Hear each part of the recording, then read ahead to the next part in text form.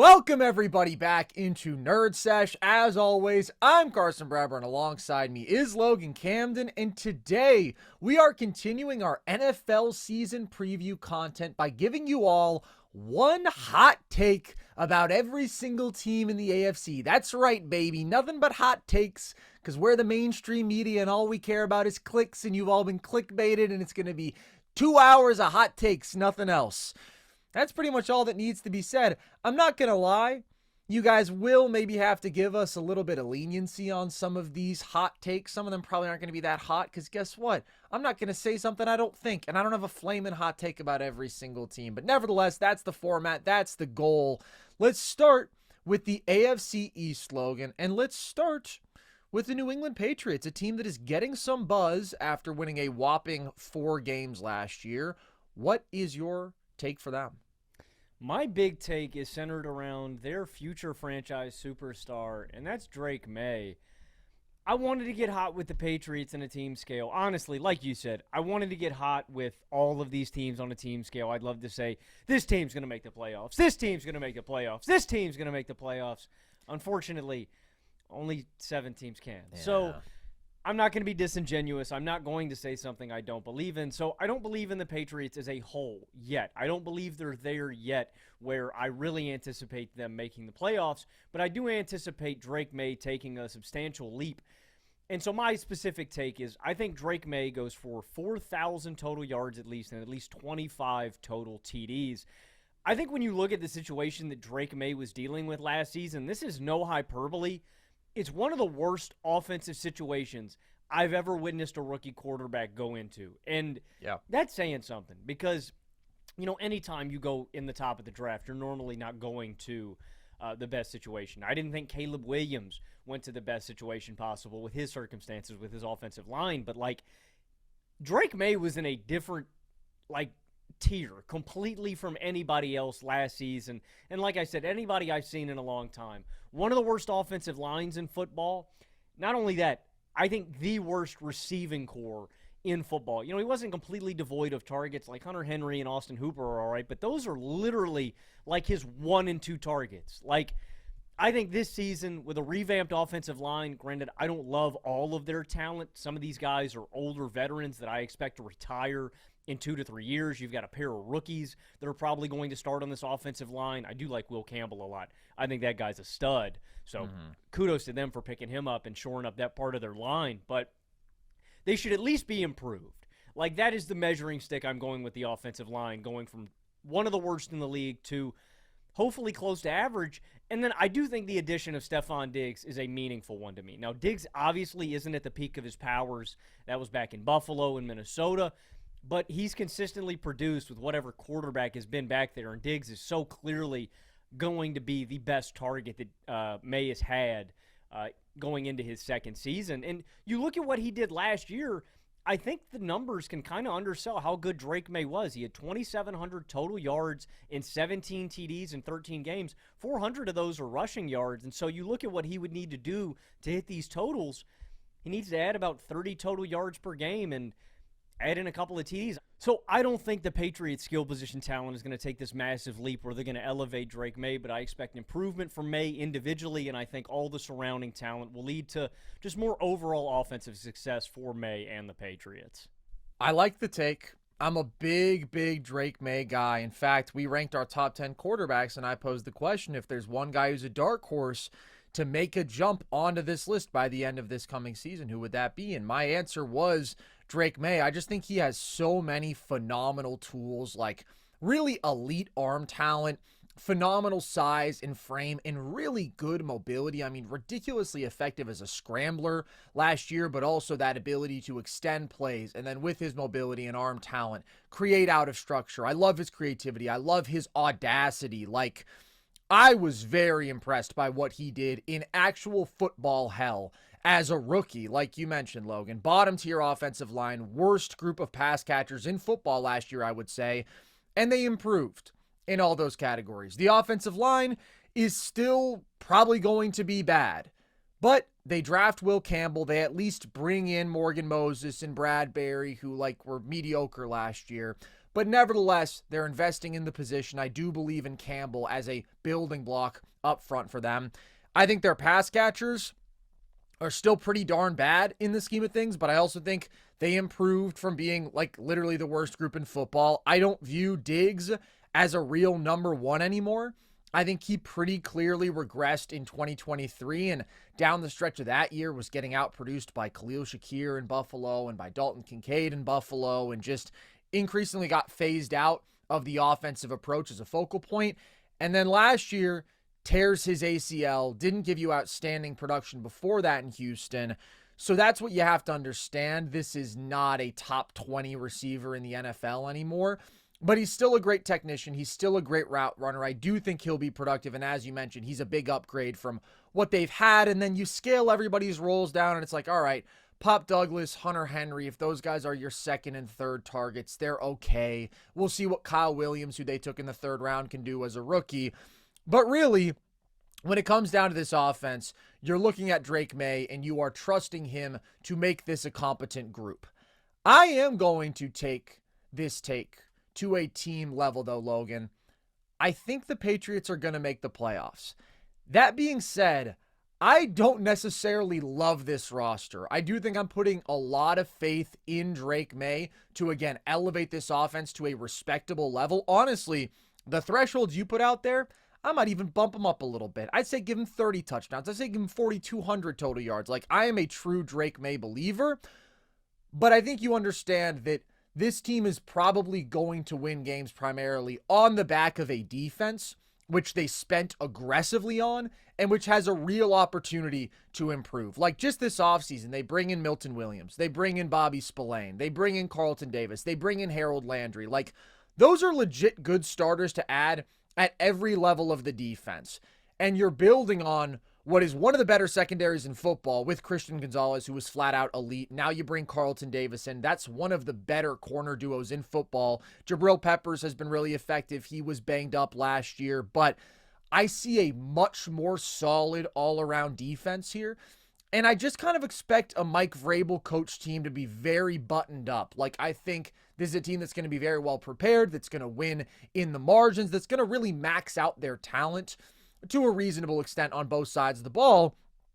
And the reason I think that's enough, like a pretty good defense, a mediocre offense, maybe doesn't scream playoffs to you, the schedule is just so fucking easy, bro. It is a top 3 easiest schedule in football. They have 4 games versus the Jets and Dolphins in division, obviously. They see the NFC South. That's one of the weakest divisions in football. They see the AFC North, which is just not looking that tough this year with the Browns. Where is this coming from?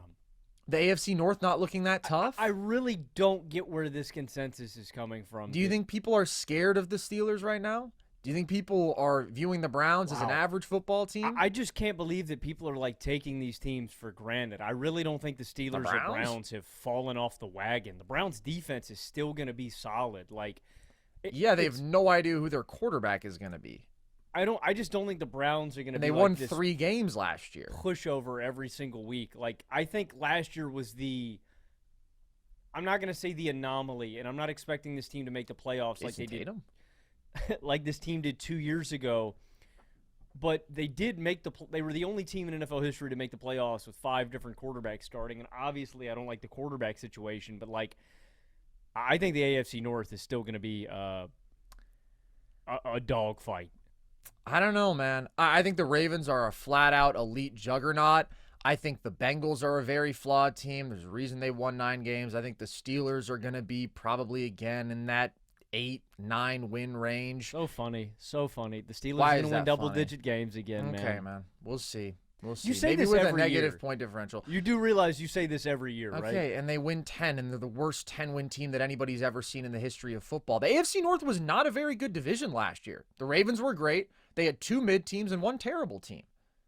I don't think it's unreasonable to say, that's a fine division to draw. I don't think it's a cupcake division to draw, but when you play, again, 4 games of Jets Dolphins, when you play the NFC South, and then you have a last place schedule, so your other games are Giants, Raiders, Titans, they've got 11 games against teams with losing records last year.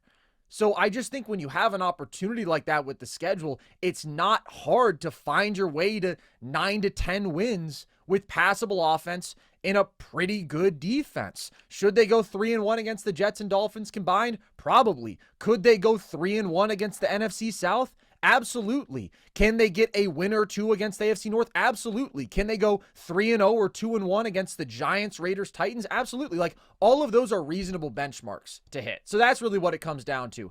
Do I think in a vacuum the Patriots are a top 7 team in the AFC? No.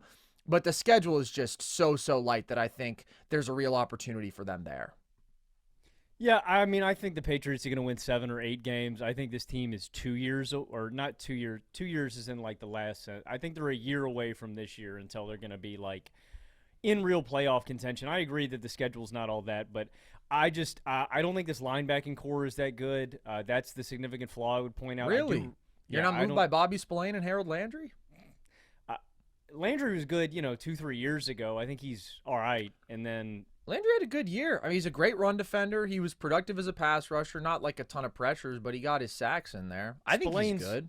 Spillane's just like a starter, and then I really do like the Milton Williams ad. The Milton Williams ad is the big fish. Like, I think him, and if Barmore can stay healthy, I think that's a potent. I really do like the secondary. I think that's the strength of this defense. Like, yeah. I think Peppers and Duggar are solid, but I think Christian Gonzalez is the man back there. If he can stay healthy, too, that's a big thing. So I like the boldness of this take. I wouldn't take the Pats to the playoffs just because I think there are some other teams that I like more in the AFC, but they're going to be close. I think Week 16, Week 17, they're going to be playing meaningful football games to try and get in. I think they're going to be alive.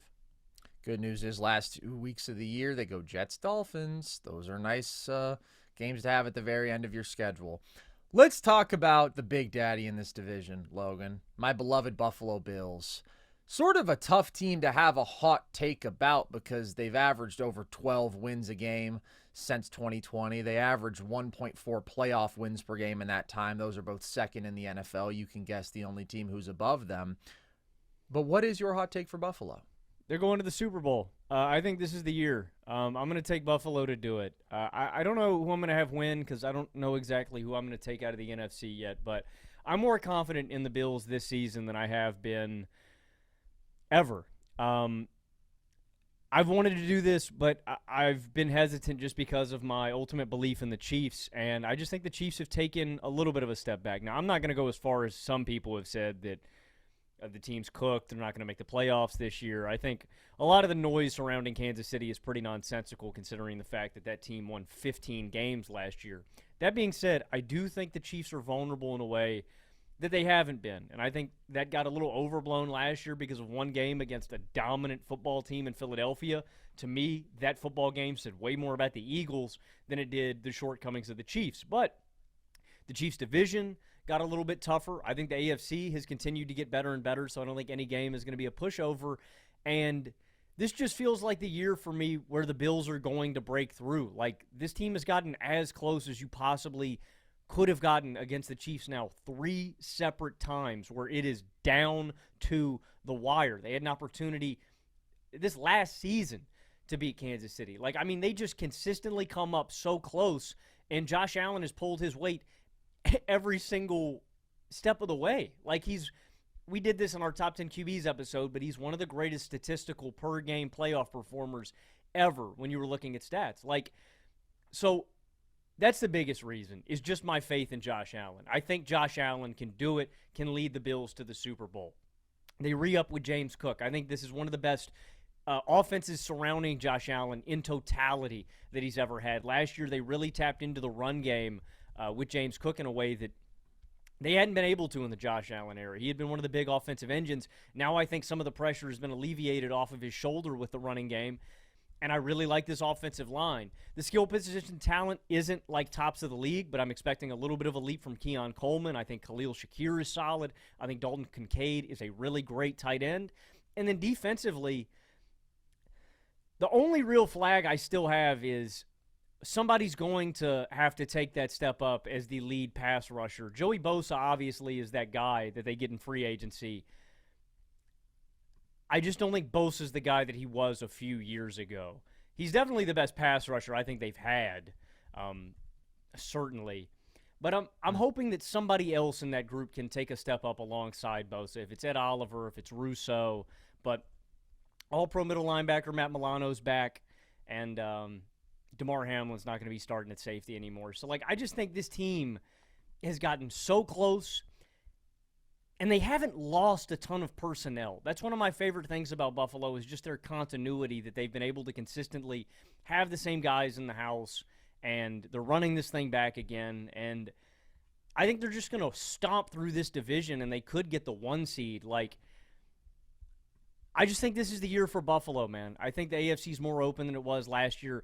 I don't even know if the Chiefs are the second team that I'm looking at, man. I think Baltimore is probably my second dog. And for any Chiefs fans that are getting salty about me saying this, look, man, I've pounded the drum for the Chiefs for about 5 years now. I am the last guy that is called the audible. I just think this year is a little bit different. So to me, the Bills are my top dog in the AFC. I'm going to take them to go to the Super Bowl this year. And I'm all aboard the Josh Allen train, man. I love it. I wanted it to be my hot take. I couldn't quite get there, man.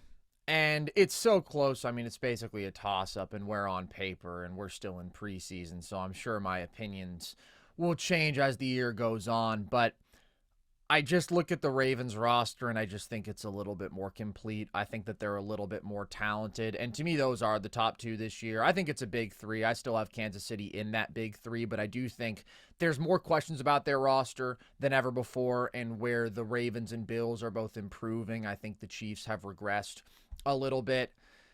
I just have a couple concerns with this Bills roster that I don't with Baltimore. I do think that there's so much that's great here.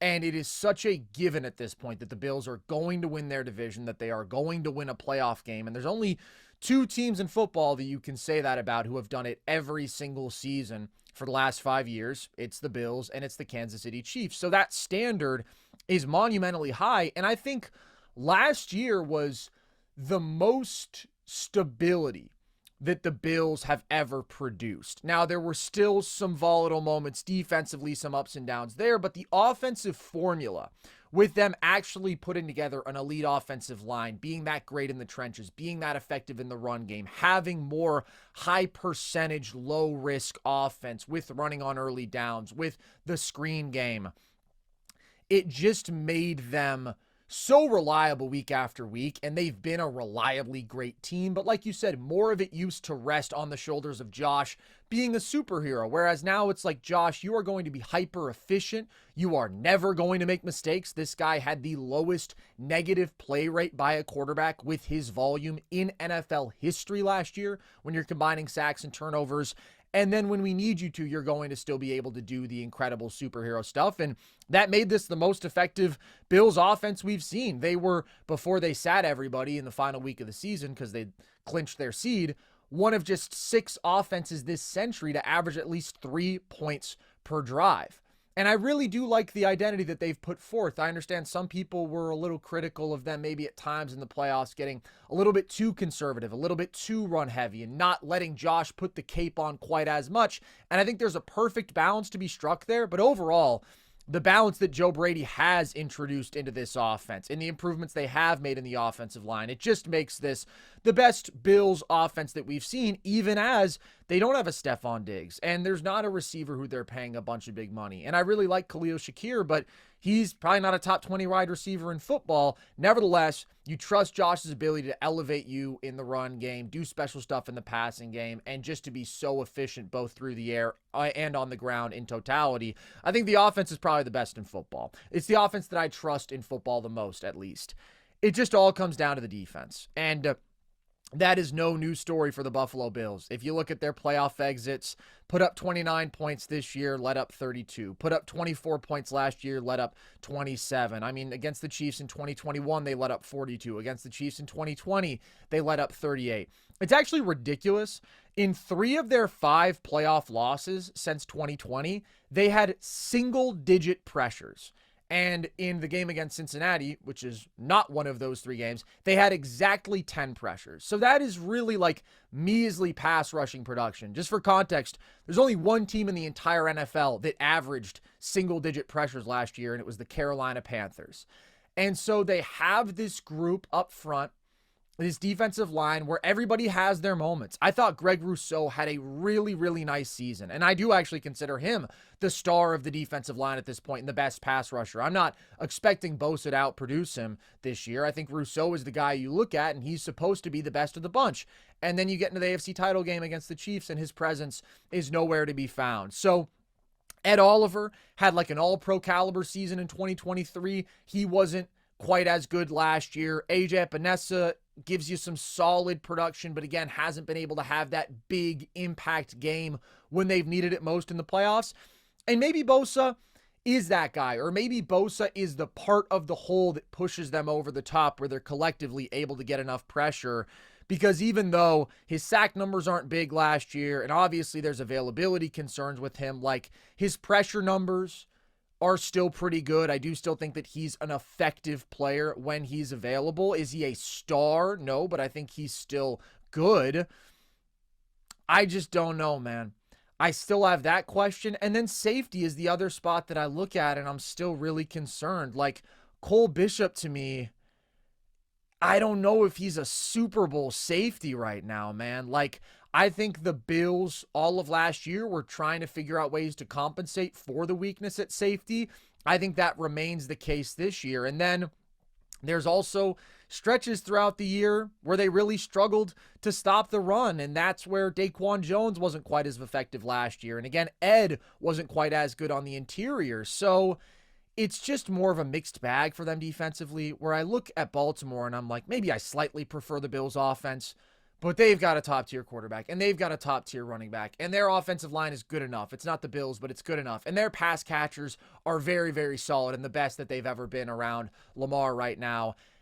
And then that's a defense that down the stretch of the regular season after week 11 was like literally number one in everything and has probably the best secondary in football and is able to generate more pressure than the Bills. So I understand that Buffalo beat Baltimore this past year, but it just feels like the ceiling is a little bit higher with Baltimore, really because of the defensive difference. That's all it comes down to. And Lamar gave away a couple turnovers. The Bills were just able to play the cleaner game. That's how they won that one. Zay Flowers also didn't play in that game.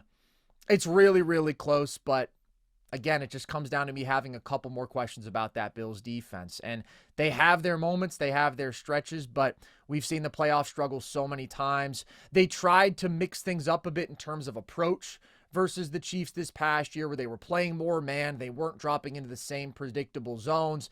Then Benford got hurt. He'd been their best corner all year. That threw a wrench into things. I like the Bosa move. And as always, I have the ultimate faith in Josh. I do think he's the best quarterback in football right now. And I have the ultimate faith in this offense. And the Bills have like as good a chance as anybody. And I think this is probably their best chance up to this point to get it done and to win the whole thing. It's just, if you put a gun to my head, like the margins are so small, but my hot take would be the Bills probably come within a field goal of going to the Super Bowl again and can't get a stop when they need it most and lose 32-35 or something like that. Damn, they beat the spirit out of you, bro. You just killed my boner. No, I had a boner. I mean, you just killed it, bro. Well, I'm glad to hear that you had an erection to start. I think that the Bills are a top 3 Super Bowl contender. I want to be clear. I'm not down on them. I think that they have a better team than the Chiefs right now. I think that they have a better team than anybody in the NFC other than the Eagles. But I took a long, hard look at myself, and I said, would I pick them over the Ravens right now? And my answer was no. It's very close. I will. I'm glad, dude. I'm glad. But do you see what I'm saying? Like, there's not a position group that I worry about with the Ravens like I do safety. The ultimate distinction to me is I just trust Josh on a big stage more than I trust Lamar. And it's like in a one-game format, I will buy into that. So, yeah, that's my distinction. I know people will take issue with that, but, hey, I got some nice things to say about Lamar later, too. Look, man, I love it. I love it. I hope that's how it plays out, but we'll see. Let's talk about the Jets, Logan. What's your hot take for them? What was your hot take for the Bills, man? My hot take was that they are going to come within a field goal of a Super Bowl appearance. Okay, and we're going to get our hearts ripped out again. Yeah. Yikes. Well, I'm going to talk about a former Steeler here. My hot take for the Jets, and I don't know how hot this is, but I know that a lot of people are out on this guy.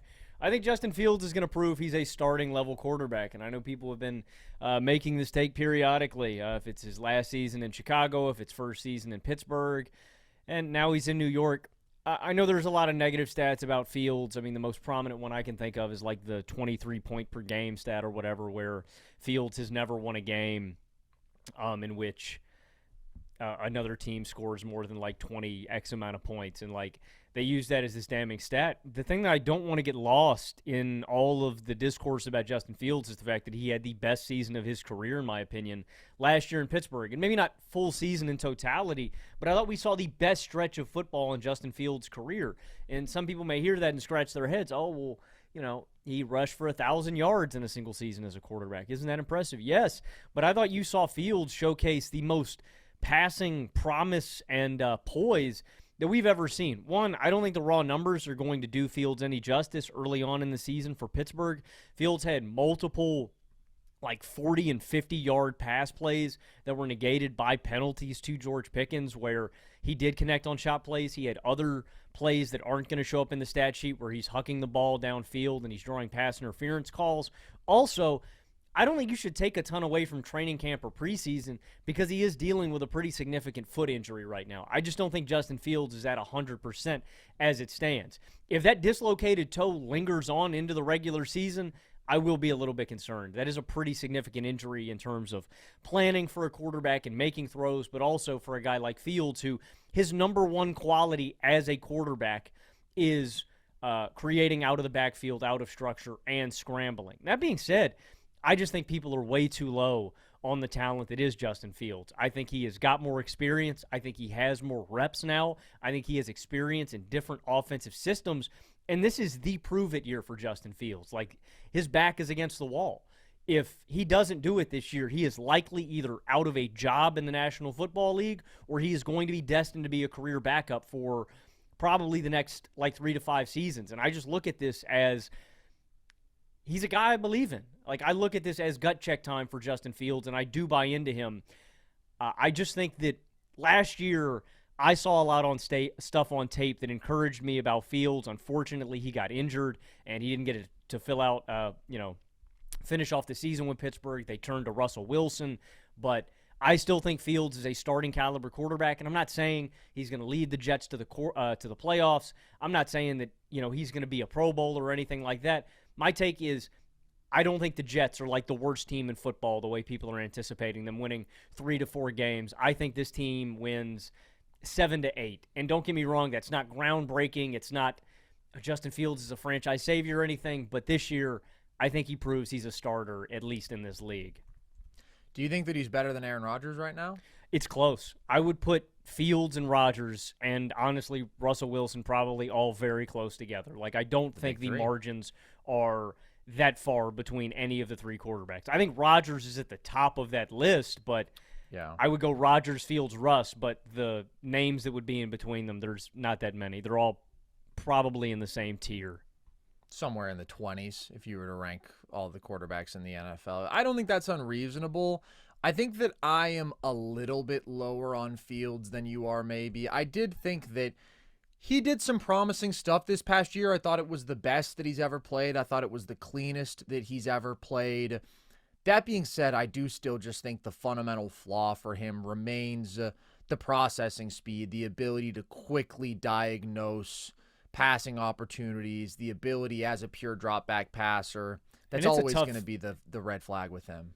I was just going to say it's a tough situation. I do think he's more equipped to succeed in this situation than Rodgers was last year. Ironically, I think both of these quarterbacks are more suited in their new – well, actually, no, I just think Pittsburgh's a better offensive situation. I just think the Jets' offensive line is so bad. But if there's any quarterback, and I thought Fields proved this last year with Pittsburgh, if there's any quarterback that can mitigate some offensive line shortcomings, I think Fields can with his mobility. Do you still think the Jets' offensive line is that bad? With Fashanu, with Membu? Like, they've certainly invested a lot in the position. Elijah Vera Tucker's solid. I mean, it's better than last year, but last year was pretty bad. Was pretty bad. I think it could be clearly better than last year. So I look at that as probably a pretty solid group. I think that's where they've improved offensively. I personally would still slightly prefer Rodgers to Fields right now. I mean, this is absolutely a mid-off, but I think that nevertheless, his anticipation within the pocket, his arm talent, even if it's dipped a little bit, his accuracy, like Rodgers, his lack of mobility obviously is a problem at this point in his career. Just that physical regression definitely limits what he can do. I still prefer that processing, that IQ, and what remains of the things that made him Aaron Rodgers a little bit to Fields. But I think they obviously have their trade-offs where, like, yes, the Jets' passing attack isn't going to be as effective this year, but they're going to gain something in the run game. That's the same trade-off that the Steelers were negotiating last year, right? That their run game was more effective with Fields, their passing attack was more effective with Russell Wilson. In totality, though, I think that this offense is probably a little bit worse. Like, you lose a Devontae Adams, who actually was really productive and effective in New York, and that just leaves you with such questionable receiving weapons outside of Garrett Wilson, who we know is going to be great. Like, they draft Mason Taylor early second round, but Josh Reynolds and Lazard are your 2 and 3 receivers. I think that that's a difficult situation. Somebody's got to do a study on how many guys Rodgers got paid, man. Yeah, you actually want to know what my hot take for the Jets is? It's related to that. Allen Lazard commits seppuku on the field when he realizes I'm going to take that again. Allen Lazard commits seppuku on the field when he realizes Rodgers isn't on the team anymore. You think something like that might happen? That's kind of my hot take for the Jets this year. Logan? Can I be honest with you, bro? Please. I don't know what that word means. Seppuku, of course, is the ancient samurai ritual for suicide, in which if one had been dishonored, he would stab himself in the gut with his samurai sword, and that would be that. Yeah. So that's kind of my hot take for the Jets this year. Yeah. It's a good one. Thanks, man. I just think maybe they're a marginally improved team on the back of coaching. I thought that firing Saleh was a mistake, and I thought that they really kind of fell off a cliff after that, and the season just spiraled, and it was, okay, every last-ditch effort. Well, Saleh's the problem. We need to get Devontae. Firing Joe Douglas. Like, they just kept cycling through whatever big move could ostensibly save the season, and obviously that never happened. Their defense regressed after firing Saleh, but there's still talent on the defensive side of the ball. Even though they lost DJ Reed, like, we know they have stars on that side of the ball, but overall I just think their offense is really, really limited, and they probably still win like 5-6 games. I would agree that they're not like worst in the league caliber, just because that defense should give them a floor, but I do think the offense is going to be one of the worst in the league. But again, my hot take is just about Allen Lazard committing seppuku on the field. So that's enough on the Jets. How about the Dolphins? I actually think the Dolphins are the team in this division that's going to bottom out. If I had to pick Interesting. one, my hot take is I think they bottom out and they blow it up. I just think there's some growing frustrations with Miami right now with the stagnation, and that's what really sucks. Miami was obviously in not a good spot after they let go of Brian Flores. All that drama that happened.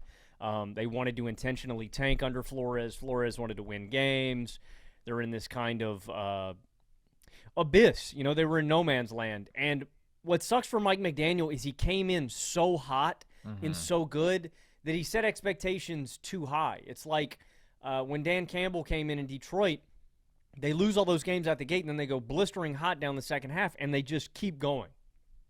The ascension never stopped, and I think a lot of people after that first year under McDaniel kind of went, oh, this roller coaster is continuing to go up. We're never going to stop, and unfortunately, they've just kind of plateaued.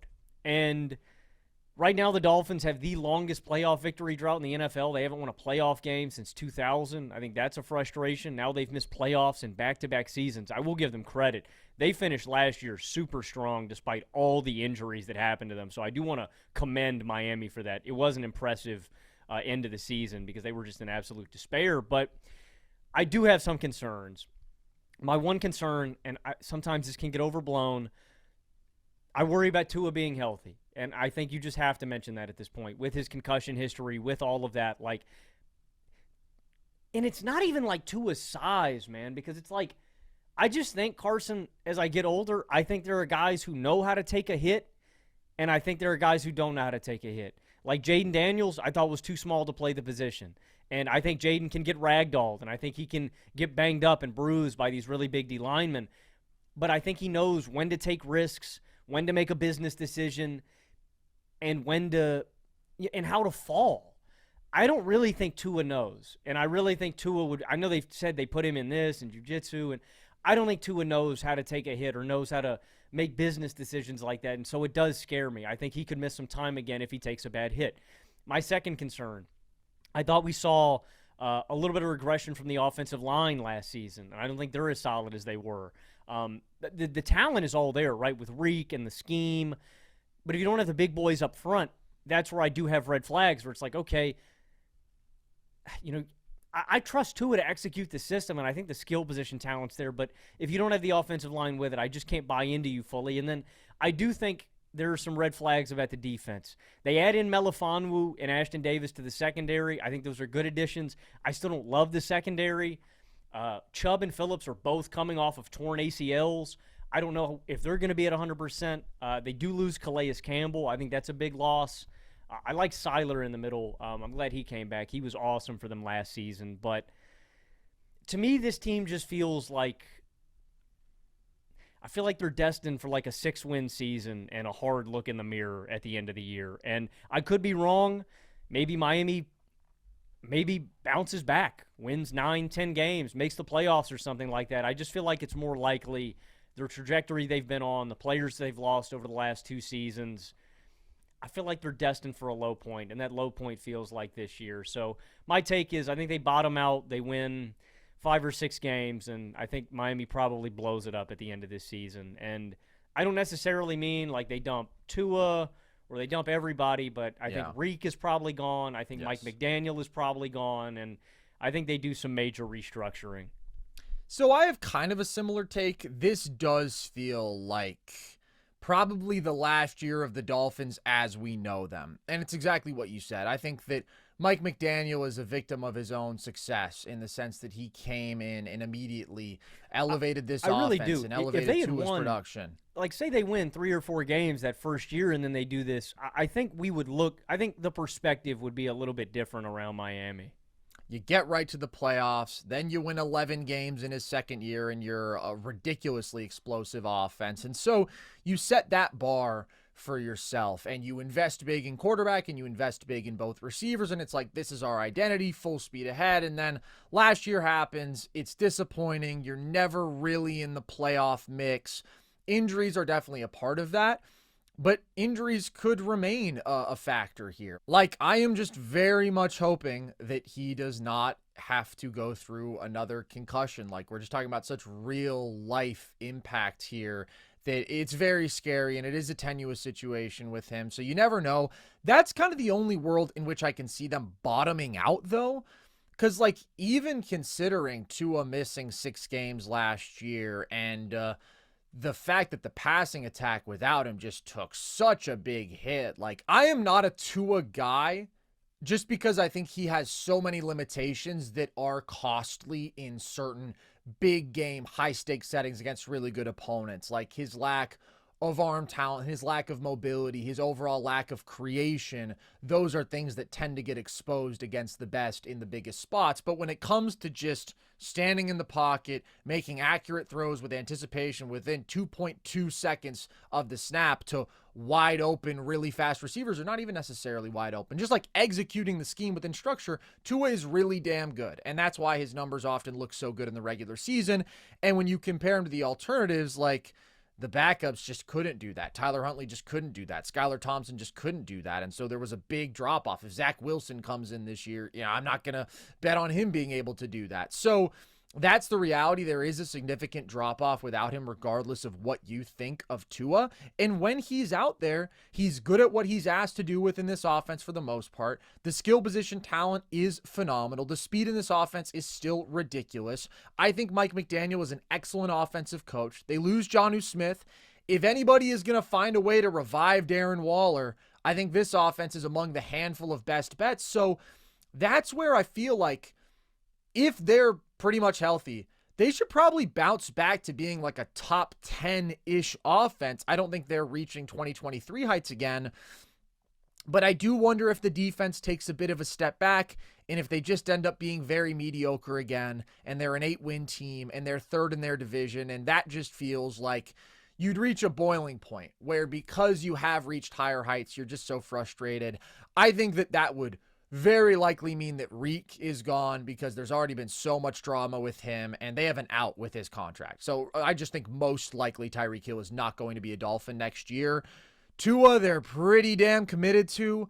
Mike McDaniel, they did extend through 2028 just last year, and I really don't think he'll be at fault if they do have a mediocre season, so I would hope they don't fire him, but I think it is possible just when you have that sort of regression and stagnation. So I think they're better than the Jets. I think they win more games, but I do agree that, like, I think we're going to see some kind of major changes, which we really haven't seen. Like, they have been pretty committed to this same core over the last few years, but it's just not good enough to get them where every team ultimately wants to go, and I think they're probably going to have to face the music with that at the end of this year.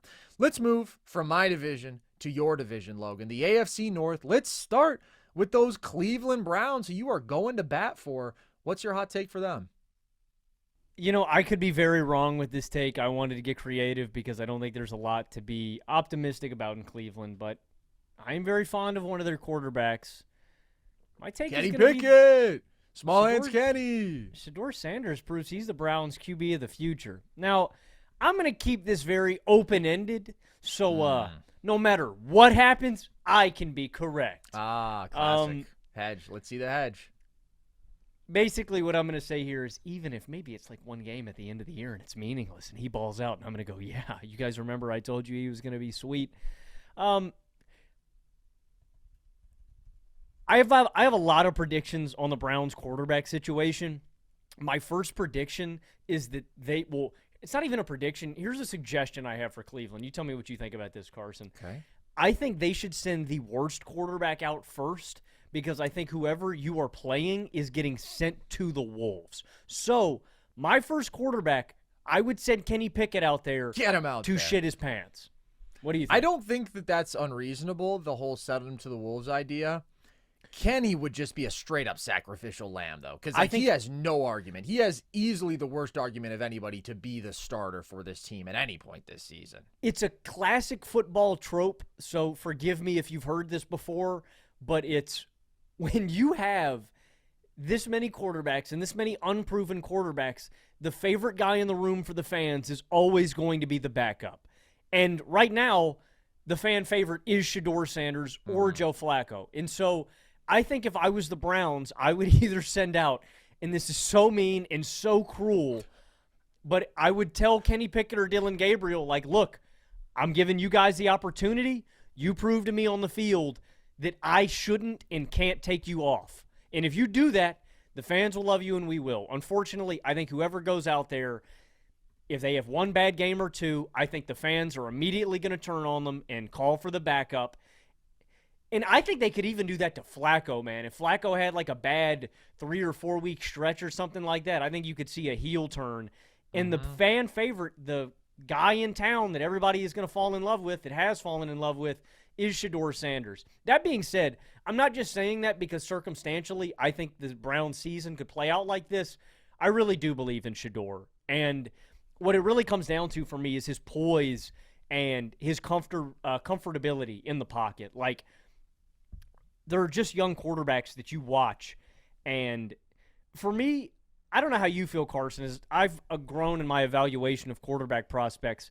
I don't really look at it as, oh, you have this trait and you have this trait and you're going to succeed and this is why you're going to succeed. I really look at the quarterback position more of a black and white sort of like divide. It's either you got it and you can play the position and you're going to be good, or you don't got it and you can't play. And Shedeur just looks comfortable and he looks poised and he has got pop in his arm and he is mobile. And so, like, I'm not saying that I think Shedeur is going to be an MVP caliber quarterback or anything like that one day, but I think he has enough talent and enough poise as a rookie that I could see him getting better throughout this rookie contract and being the guy for the Browns that, say, a la a Baker Mayfield could have been or something like that. I think that's more the realm Your of baby boy. He is my baby boy. So I'm not saying he's going to be an MVP candidate one day or anything, but I think you see enough flashes this season from Shedeur that signify this is our guy. We can bank on him, and he's our QB of the future. So that's what I think for Cleveland. I have a similar take, and maybe it's not that hot. I think Shedeur clearly emerges as the best quarterback in the room. I'm not going to take it to the place of future franchise guy necessarily, but I think of the 4 very, very flawed options that they are being presented with, Shedeur is my favorite. Actually, 6 total now. Okay, yeah, you're right. But I'm talking about 4 legitimate guys who you could see going out there and starting. I think it's probably going to be Flacco week 1. Just because I understand what you're saying. I don't really know how you can reasonably argue to fans, hey, fellas, we decided that Kenny Pickett's our best option. We're throwing him out there. Like, to me, you put Flacco out there. He has the veteran poise. I mean, he has the fact that he's a proven winner. He's 40. He's a Cleveland legend. He's a Cleveland legend for what he did in 2023.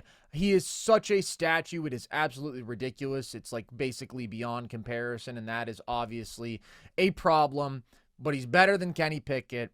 He's the vet who you can start the year with. And then there's going to come a point where the fans are going to be banging on the door and saying probably we want Shedeur, or maybe we want Dylan Gabriel. We want to see one of the rookies out there. I think Shedeur will be the preferred option between the two for most. And then you drop him into that situation where it's like, okay, just so everybody's already seen, yeah, we suck. It's really hard to play quarterback here. Let's give Shedeur a shot because it wasn't going to work with anybody else. It wasn't working with old Joey Gunslinger. And I do like Shedeur's combination of pretty good mobility, very good accuracy. I think that under pressure, it's kind of a mixed bag where there are like certain plays where he does hang tough and he's very solid. But then there's a lot of instances where in college he held onto the ball for too long. He took too many sacks. Yes, didn't have the best protection, but also a fair number of those sacks were on him. Sometimes he'd attempt something ill-advised under duress, like kind of the classic overestimate your ability to create, run around, maybe attempt a dumb throw into traffic that you shouldn't. But I think if you look at the preseason game, which I don't want to overreact to, but we saw more of Shedeur than anybody else of significance, basically. We saw more than a full half of football. I thought his poise was impressive overall. And I know that you were talking about him up against Cam Ward. Like, I still see a gap between Ward and him, but I like Shedeur the most out of these 4 options. So I think he's the guy who should get the chance, not necessarily week 1, because I think to some extent that's self-sabotage. Like, that can almost be a setup. But closing out the year, I think Shedeur will be starting, and rightfully so for this team. I think so, too. Yeah, I do think their offense is going to be really bad, though. Mm-hmm. I mean, they were the worst offense in football last year. They were literally dead last in yards per drive, dead last in points per drive. The line is bad. Their receiving talent is below average. You got to lean a lot on Judy and Njoku. Run game was bad last year. So if the Browns are going to make any recovery, like it has to be the defense, and the defense was still pretty good last year, and they won 3 games. So you're a little higher on them than me, it seems. I think I watched being kind of optimistic about Shedeur. I just watch damn near every Browns game. I just cannot possibly imagine the Browns offense being as infuriatingly bad as they were last season. I mean, it was unbelievably bad. Unbelievably bad. But I don't know. It is 14 combined games of Jameis and Deshaun going to be that much worse than rookie Shedeur in this situation and Flacco? I think they double their win total. I think they get at least 6. It's possible. It's possible. I mean, Deshaun was awful last year, and Jameis had a rough go at it, too. I just think anybody's going to have a rough go at it. And Jameis had like 2 good games. Yeah. I don't know. We'll see. I think it's going to be a slog for the Browns again. I think they probably win 4 or 5 games. But the defense could get them to 6-7. Like, the defense is really damn good. To where? I think got underrated. God damn it, I'm going to go viral. Fuck. I'm going to go viral. I didn't even mean it. 6-7. Talk about the Steelers, Logan. Are they going to win 6-7 games or a little more? What you thinking? I mean, I think my Steelers takes are stale, so I had to get a little bit creative here. I'll give you the full lowdown on the Steelers. My take for them is that I think they're going to have the best offense they've had since 2020. Surprisingly, last year in 2024 was the best they had been, and they were a league average offense.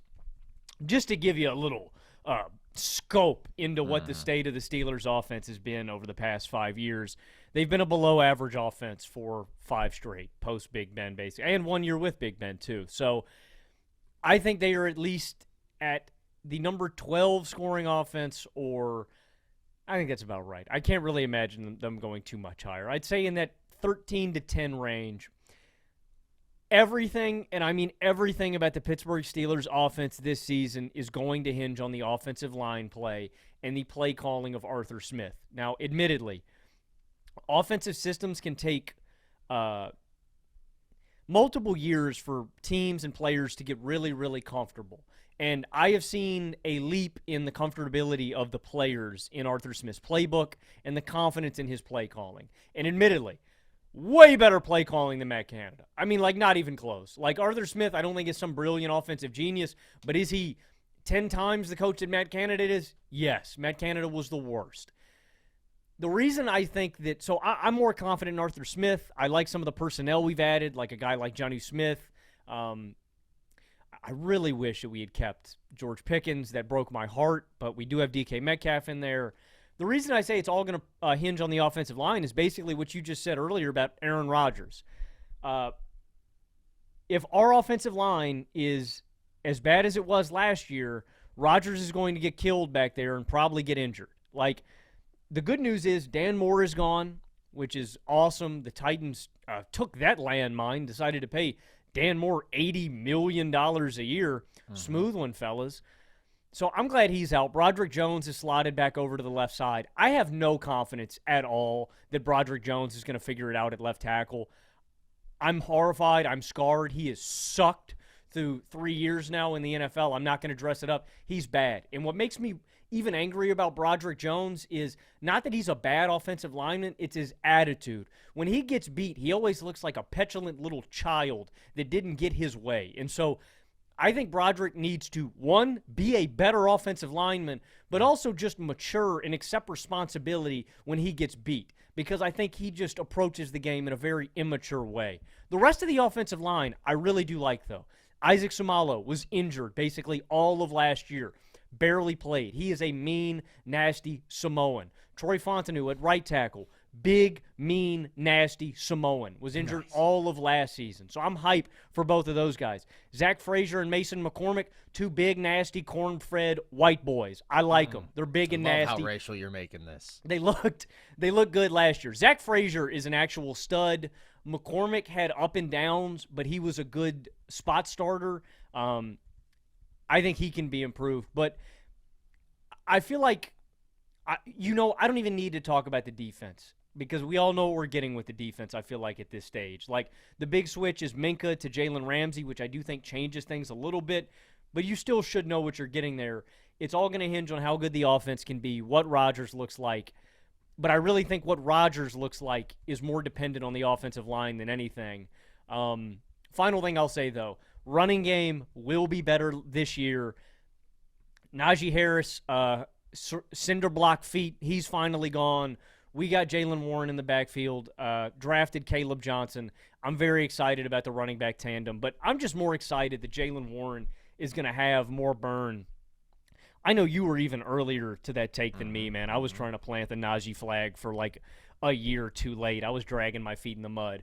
If they give Warren the bell cow, like, most of the touches, and I don't want them to go 50-50. I think Warren is legitimately good. I'd like for them to go more like a 70-30 kind of stagger, where Warren's a really good receiving back. He's so quick and speedy out of the backfield, and he's good in pass pro. Like, I would just give that guy some burn. So, this is not a blistering hot take. It's pretty lukewarm, but I think it's the best offense the Steelers have had in 5 years. It's not an unreasonable take, especially because that bar is so damn low. Like, even last year, they were 20th in points per drive. They were 24th in yards per drive. They did benefit from a very good turnover margin, being first in the NFL in takeaways and not turning the ball over too much. And that's something that the Steelers do well. And, like, it's just Steelers football, man. Every year you look up and they're a bad offense and they're a really good defense and they win the turnover margin. And 3 of the last 4 years, they've had a negative point differential, and yet every single year they have put forth a winning record. That being said, you're going to hate this so much. It's so hard to have a Steelers hot take Because realistically, everybody knows they are going to fall somewhere between probably 8 and 10 wins, right? It's tough to see them going north or south of that range. So I'm going to grab the headline and say for the first time in the Mike Tomlin era, they have a losing record. I think it's literally 8 and 9. Didn't you do this last year? Didn't you do this last year, bro? Probably, and guess what? They won 10 games. They got destroyed in the playoffs. It's the Steelers. They're cycling through the same shit over and over again. Russell Wilson is the flip side of Aaron Rodgers, man. There's nothing new to say. I think that they have had a weird offseason, though. And I know that you have mixed feelings about some of this stuff, too, but the Pickens trade, paying DK as much as they are, I don't really like. The Pickens thing, Minka for Ramsey trade, I did Pickens not thing like. Made more sense. I think that had, and I wish I had touched on this in the video I made for social, but that definitely had more to do about his locker room presence than anything else. Like, I just think Pickens was so frustrated. So that I can at least justify. Like, you could kind of see that one coming. The Minka move I don't get unless there's like don't get me wrong, I still think Jalen Ramsey is a very, very good cornerback, and I think he's pretty versatile too. Like, he can line up at safety. He can line up as your nickel corner, as your slot guy. Like, Ramsey's versatile too, just like Minka, but it just doesn't make sense to me. Like, unless Omar Khan and this team think that Minka has legitimately taken like a massive step back, I just don't feel that way. And I know a lot of the NFL community does. If that's how they feel in-house, I guess that would justify the trade. But what I saw on tape last year from Minka, the only issue I had was tackling. And I put that more to do with, I guess him getting old. But I had no issue with him in coverage. Like, again, I say this all the time when we're talking about Minka. Minka takes away the middle of the field. Like, that's why teams don't have – it sticks in my mind because I remember going back and rewatching all the film from this game. One of the only times the Steelers got beat on a shot play was in the Denver Broncos game when the Broncos run a flea flicker on the Steelers. And so Minka cheats down from his safety spot because he thinks it's a run play. And I want to say off the top of my head, it was Marvin Mims that burns him over the top. That was one of the only shot plays the Steelers allowed all year. And the biggest reason why the Steelers never allow any shot plays is because of Minka.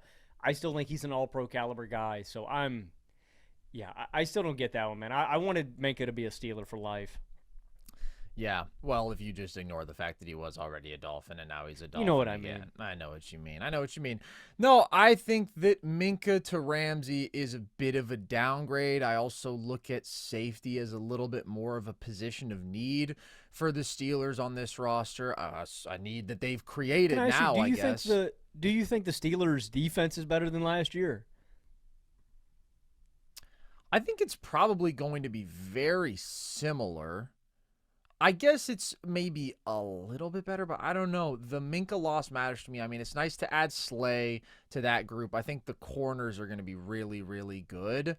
But I do think that losing Minka on the back end is significant. But, like, the Steelers are going to be a fringe top 5 defense. I mean, that's just what they do every year. The thing is just the schedule's pretty tough. It's one of the tougher in football. If you don't win the turnover margin by, 16, and instead you win it by 6-7. Oh, my God, I actually didn't mean to do that. Fuck. Okay, that could swing a couple games in the wrong direction. I think that all things considered, Rodgers was a good option for them when you look at the dudes who were available. I actually swear to God I didn't mean to do that. That's unbelievable. That was so good. That was so good. That wasn't on purpose. That really, truly wasn't. I guess it just lives in my head at all times. I think Rodgers is fine. I think that he is the 20-something best starting quarterback in football at this point. So I think you do maybe lose a little bit of the vertical passing game that at least Russ could provide for you. And even Fields provided for you a couple times. You mentioned some of the PIs that got taken away. I think you do open up the middle of the field, though. Like, yeah, I agree. No, Russ I agree. never tried the middle, man. I agree. Just like the quick passing game over the middle, I think that Rodgers is more accurate. I think that he's more composed in those spots, but you're still getting no creation from the quarterback spot. Johnny's a nice ad, but yeah. At the end of the day, I just think every single year the Steelers play, like, again, an 8 to 10 win team, and this year I'm going to land on the 8-win side of the spectrum. That's my hot take for them. Let's get your Ravens hot take, Logan. I did say I had something nice to say about Lamar Jackson, and I'm going to take Lamar to become the 7th player in NFL history to win 3 NFL MVPs. That list includes Jim Brown, Brett Favre, Johnny Unitas, Tom Brady, Peyton Manning, and Aaron Rodgers. The reason I didn't make this a playoff take, and I thought about doing the inverse of this for the Bills and the Ravens, depending on who I was going to take to the Super Bowl and who I was going to take to win the award. But I feel more confident in the Bills going to the Super Bowl because of my faith in Josh Allen's ability to translate his game to the playoffs. And I trust Lamar Jackson to put up more gaudy regular season outlier statistical numbers. Most notably because the offense is going to be elite. I mean, so disgusting. Like, the addition of Derrick Henry obviously isn't at the peak of his powers, the 2,000-yard rushing campaign, but he is still a monster. And when you put him alongside a guy like Lamar Jackson, I mean, I thought that duo worked together as perfectly as you could have envisioned. Like, they started out slow out of the gates, and then once they got going, you could not slow the Ravens down. It is hellish trying to defend Lamar Jackson and Derrick Henry in the box. And I thought you saw that reflected in some of Lamar's outlandish, ridiculous statistical numbers, 45-plus TDs, over 5,000 total yards. And so I look at the addition of a guy like DeAndre Hopkins to this receiving core. Now you've got Zay Flowers, Bateman, and DeAndre Hopkins. You've still got Mark Andrews. You've got Derrick Henry in the backfield. It is a surplus of skill position talent. Lamar Jackson has just continually gotten better and better as a passer. And so I look around the league. I think of guys that could put up comparable cases. Like, yes, I think Josh has a legitimate case, but I think James Cook is going to eat into a lot of his raw rushing volume. Mahomes and I think the Chiefs offense, right? I think is too run-heavy and too run-based. I think they do a lot of that to play a specific ball control time of possession battle where I don't think Mahomes is going to have those kind of raw numbers. When I look at Lamar, I think Lamar is going to put up some ridiculous numbers. So, yeah, I think he is going to join some really rarefied air at the end of this season. And also, I think this is just important to mention. Another reason why I'm confident in this happening is I feel like you can more accurately predict MVP awards and stuff just because you can, like, accurately gauge voter fatigue and stuff like that. I think that last year Josh got his. I think this year it balances back out. I think voters are going to be a little more inclined to vote for somebody new. And so, yeah, I'm going to take Lamar to take it home. I think that that's probably the smart bet. I mean, I would imagine that it's probably going to be a Josh Lamar two-man race again. I thought that they both made incredible cases last year. I thought that they both had historic seasons in their own ways. I already feel like I revealed my take when I was talking about the Bills. I do think the Ravens are going to the Super Bowl this year, and I'm actually going to take them to win the Super Bowl. I just think they have the best roster in the conference. I think that they have a top 2 roster in the NFL. I still think the Eagles have the best top to bottom roster if you're just looking at every single position group being as stacked as they are.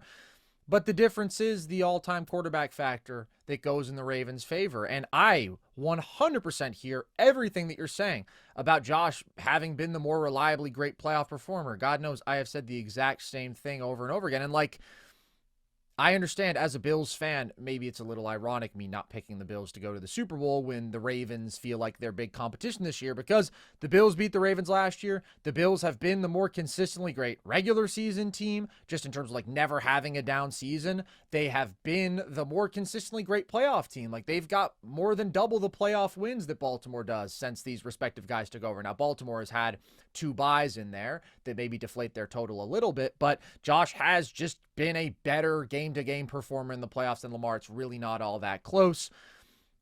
But as we've also talked about, I do feel like Lamar this past year was clearly the best version of himself he's ever been. And I think he's gotten to a place as a passer that it's not a question of if he's going to break through and it'll translate to the same level in the playoffs as it does in the regular season. It's more so just a question of when. And I look at the totality of this roster, and I just think it's better than the Bills. It's a little bit better. I want to be clear. All these margins are super, super close. But I'm going to bet on the football team that I like a little bit more top to bottom compared to the quarterback who I do have a little bit more faith in when they're both superheroes.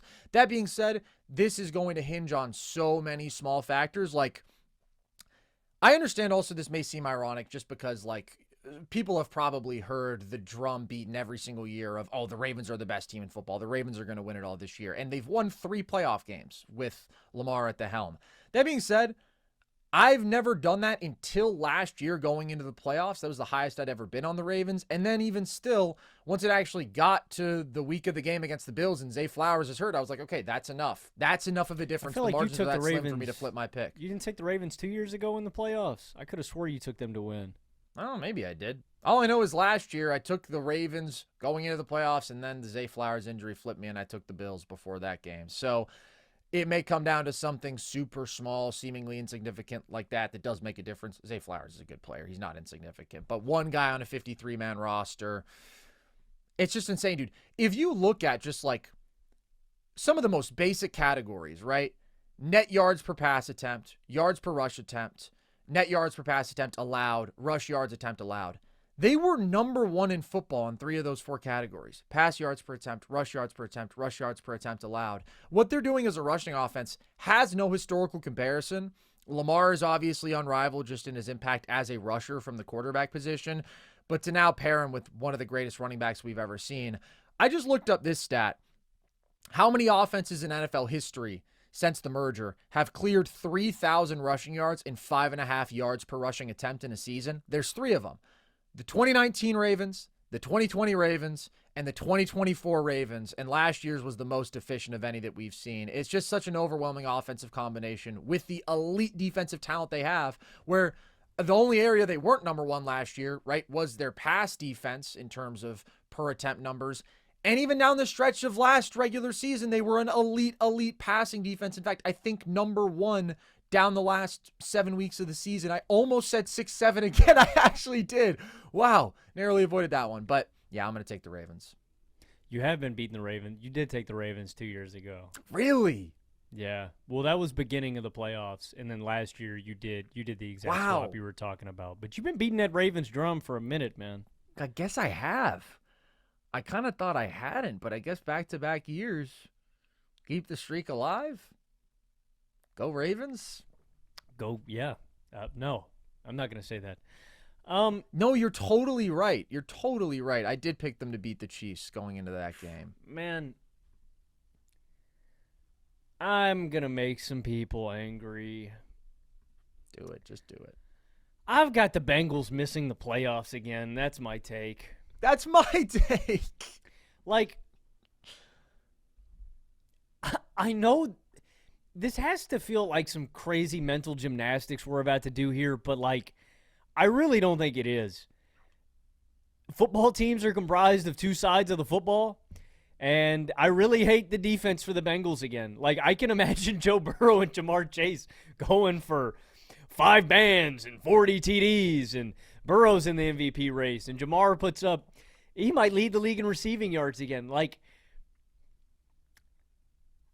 I just hate the defense. It's really as simple as that. I can't think of a defensive coordinator that got more overrated than Lou Anarumo for a couple of games against the Chiefs and some playoff games. Like, that defense has been bad in a large sample size for back-to-back years. 2023, they're 21st scoring defense. 2024, they're 25th as a scoring defense. So they bring in a new defensive coordinator, and Al Golden, former head coach of Notre Dame, or was he head coach? No. He's defensive coordinator for Notre Dame. But I just think the personnel is too hard to overcome, man. You lose Sam Hubbard, like, there's just not enough change, man. Like, if they had brought in a bunch of new talent, if there was this huge overhaul, I just don't see the talent increase necessary for this Bengals defense to make the playoffs. I really don't. And I think the AFC is that hard. That's the other part of this equation, too. It's not just that my lack of faith in that side of the football. It's a huge component of it, don't get me wrong, but the other side of this is the fact that the AFC is tough. I don't think they're going to get any easy games in division. And ultimately, when you do have a defense that I feel is this bad, I feel like it just shrinks your margin for every game. I mean, like, how many – we saw it 4 times last year where the Bengals scored over 30 points and still lost. Like, Yeah, I mean that's my gripe. I know that the Bengals are a hot commodity, that a lot of people are buying into them this year, that they possibly couldn't be that bad this defensively.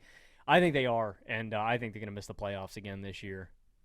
Well, Logan, you and I both had this take before last year. We both said they'd miss the playoffs. Everybody got mad at us. People called us madmen, and we were right. So I think it's important to just point that out first, because I agree. And look, obviously they have a chance to make the playoffs, but this is a deeply flawed football team. And it goes without saying, like, Burrow is fantastic. He just had a career season. Jamar is fantastic. Just had a career season. Triple crown. T. Higgins is fantastic.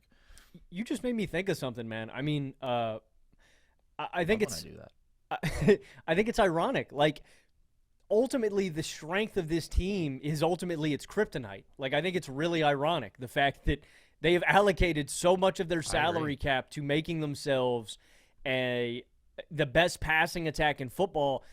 It's their kryptonite. It's the reason that their defense can't be that great, because they just don't have the resources to pay these guys, which ultimately, what does that do?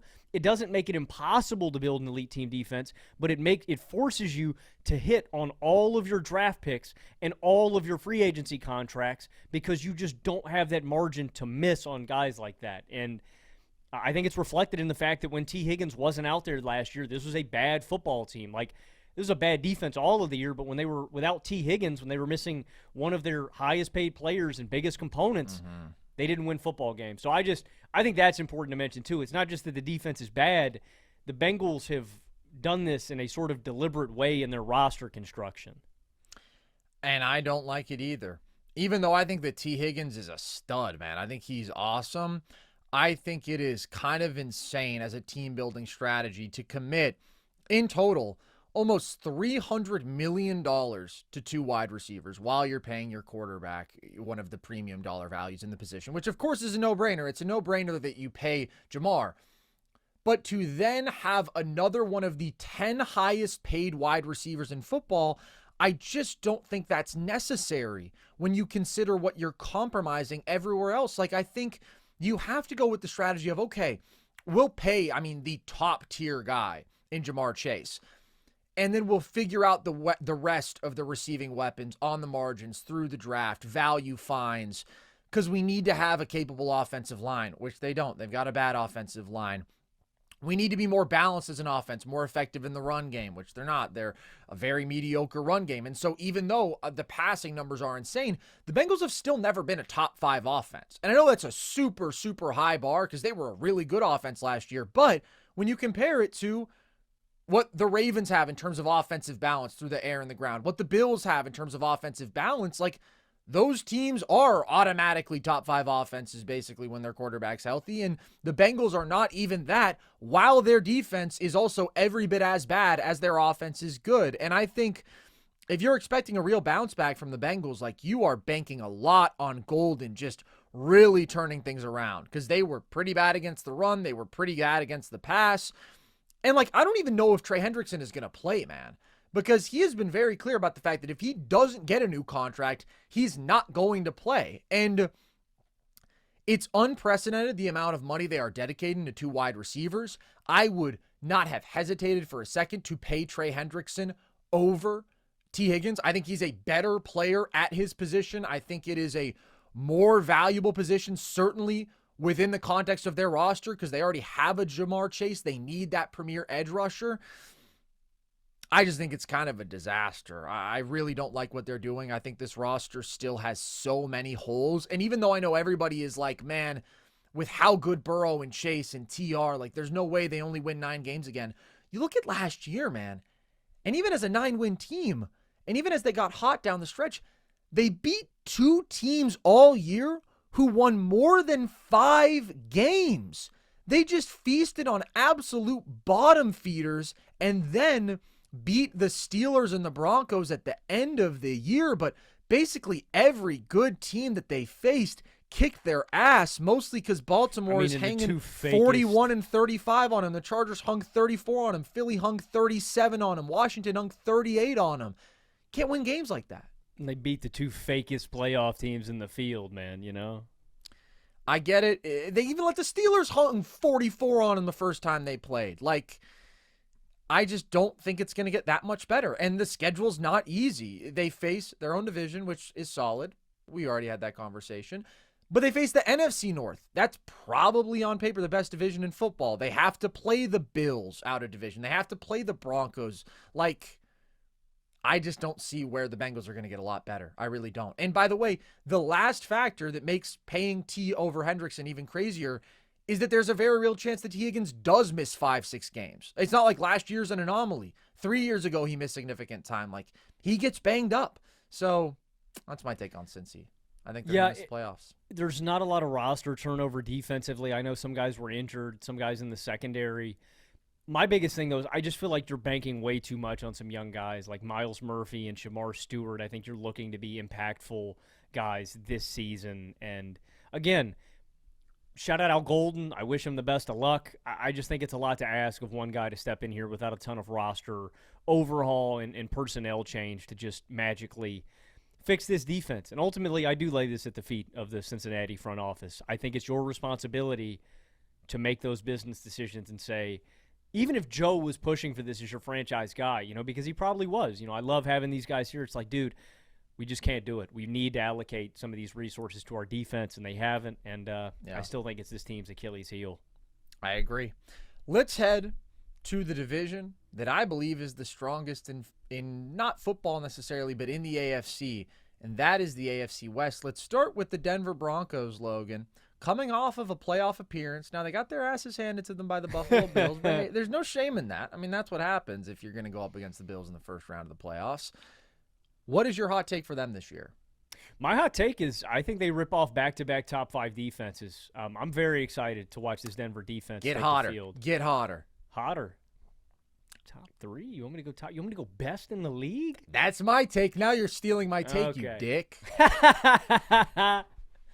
I think it's very possible.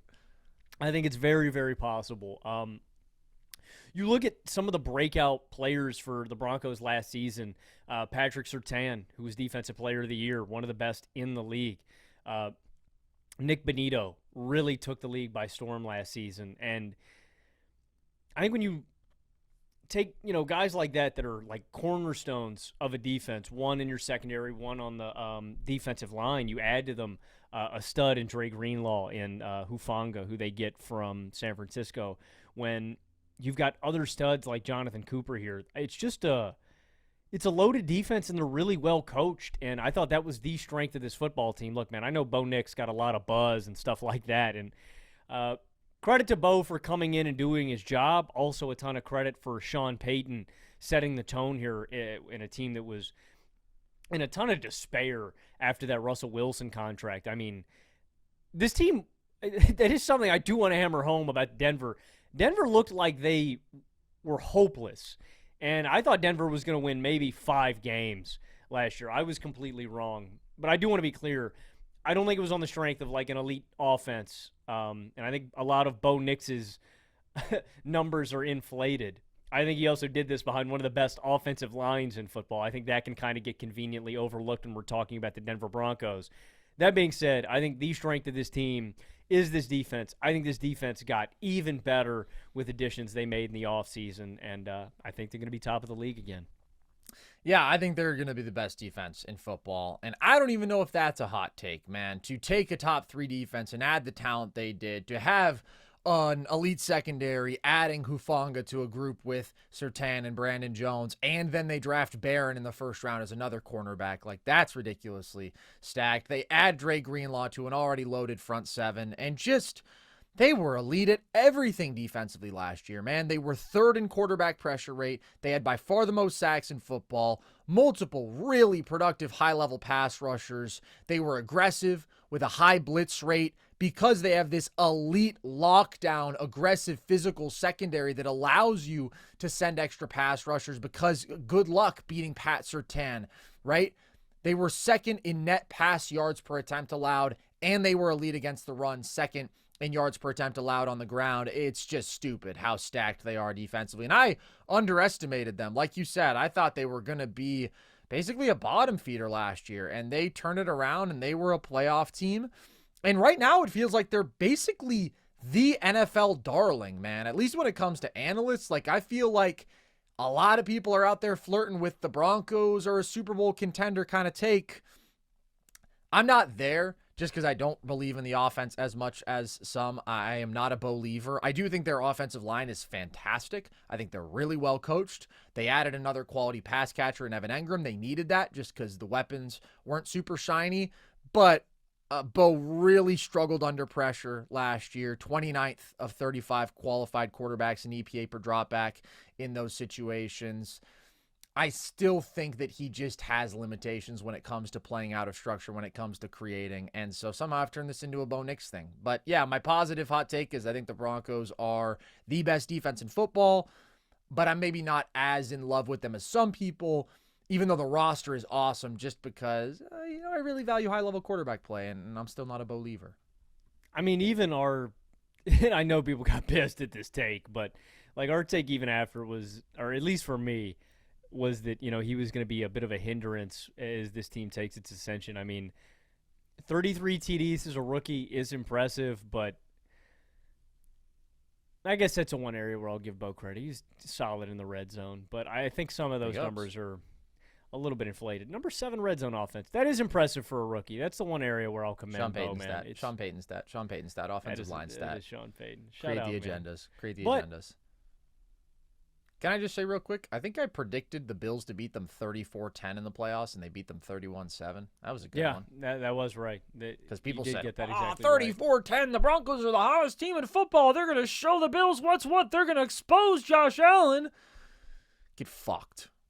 Anyways, how about the Raiders, Logan? What's your hot take about the Raiders? I wanted to have a super optimistic team take about Vegas. Ultimately, I singled out a player, though. That player is Brock Bowers. I think bald Brock Bowers becomes the first tight end to ever go for 1,500 yards in a single season. Last season, with the quarterback play of Aiden O'Connell and swashbuckling Gardner Minshew, he put up over 1,100 yards, 1,194 yards as a rookie. That was an NFL record by a rookie tight end. I think with the quarterback play of Geno Smith, an actual starting caliber quarterback, legitimately good QB, I think Bowers is going to eat. I actually don't hate the Raiders' receiving core as much as I thought. Maybe I don't like their receiving core like a ton, but I do like Myers, and I really do like Brock Bowers. I think that Bowers is going to be the go-to guy for Geno this season, and there's just not a ton of depth. I think it's going to be Myers eating a lot, and I think it's going to be Bowers. I just think Bowers is going to feast this year, and I think that he's going to benefit more from having a guy that can actually get the ball to him downfield and in other situations. Obviously he was the go-to guy in the system last year, but I think he's going to get elevated even more by a guy like Geno, and I think second-year Brock Bowers does something that no tight end in NFL history has ever done before. That's hit that 1,500-yard mark. I like it. It's bold. I'll discredit it because of the 17th game when back in my day we only played 12 games. I'll discredit it because he's bald. Bald white guy. I mentioned this. I don't know. I mentioned that in the episode that we shot with Stay Hot on their Patreon. You guys should go check that out. Why don't we just throw them money? Shout out those guys, man. No, I've never been. Shout out you guys. I've never been tagged in anything more on Twitter than that picture of Brock Bowers being bald. Everybody hit me up. Logan, this you? Yes. All bald white guys look alike. That is me. That's your community. I saw a similar thing where on Twitter there was a man's ass that looked just like yours, and I tagged you in it. I don't know if you saw that. He wasn't bald, but Duval. Wait until we talk about my Jags, man. I've got some stuff to say about them. I am also optimistic about Brock Bowers' season, and I'm optimistic about the Raiders' offense. I think they will be a top 12 offense this year. That is a big fucking leap from what they were last year because their offense was terrible in every way. They were 27th in net yards per pass attempt. They were dead last in net yards per rush attempt. They were 29th in points per drive. Truly bottom of the barrel. But they have changed so much about this offense. They have a new OC in Chip Kelly. They have a new top 10 level quarterback in Geno Smith. They have a new star running back in Ashton Jeanty, who they picked 6th overall. The offensive line is still mediocre, but mediocre is a huge improvement for Geno coming from Seattle, where he was playing behind probably the worst offensive line in football. And I think that's important to understand. I'm a Geno defender. You are too. We already went through this with our top 10 quarterbacks, but no player in football was asked to attempt more passes under pressure than Geno Smith last year. And he has the arm talent, he has the balls, he has the pocket mobility, the accuracy to endure that kind of pressure, hang in there and still make some big time throws and carry your offense. But nevertheless, like anybody, the less pressure you put on him, the better he's going to be, especially because the one knock on Geno from last year would obviously be the interceptions, right? And there were some bad ones, and the number was high. But on 390 dropbacks when he wasn't pressured, he only threw 5 interceptions. So a vast majority of them were coming in those situations under pressure, which he was facing more than anybody else. And it's just really, really hard as a quarterback to live life when you're under pressure that often. But I love the traits that he does have. I love his willingness to hang in the pocket, make high leverage throws with his arm, with his accuracy, with his pocket presence. And I honestly like the receiving core. I think Bowers is a monster. I do like Jacoby Myers. I think he's kind of perennially underrated. Outside of that, yes, there's questions about the depth. Trey Tucker, just okay. They drafted Jack Besh in the second round. We'll see how productive People have he been is. hyping, people have been hyping that guy up a ton. Yeah. And at the end of the day, like, they've got Geno, they've got Bowers, they've got Myers.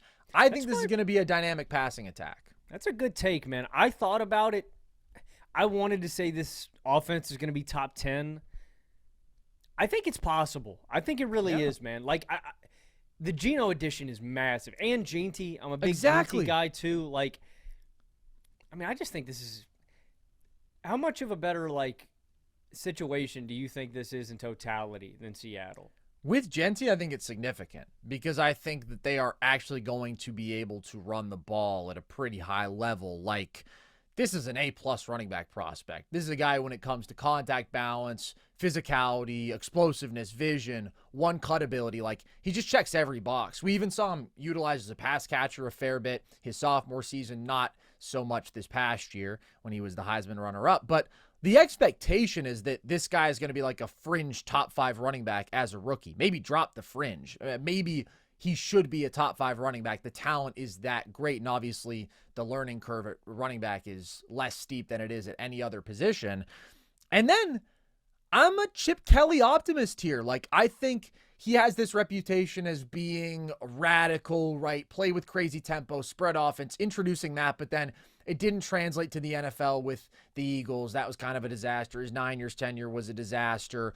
But I think he's really adjusted nicely and kind of found like the modern NFL balance.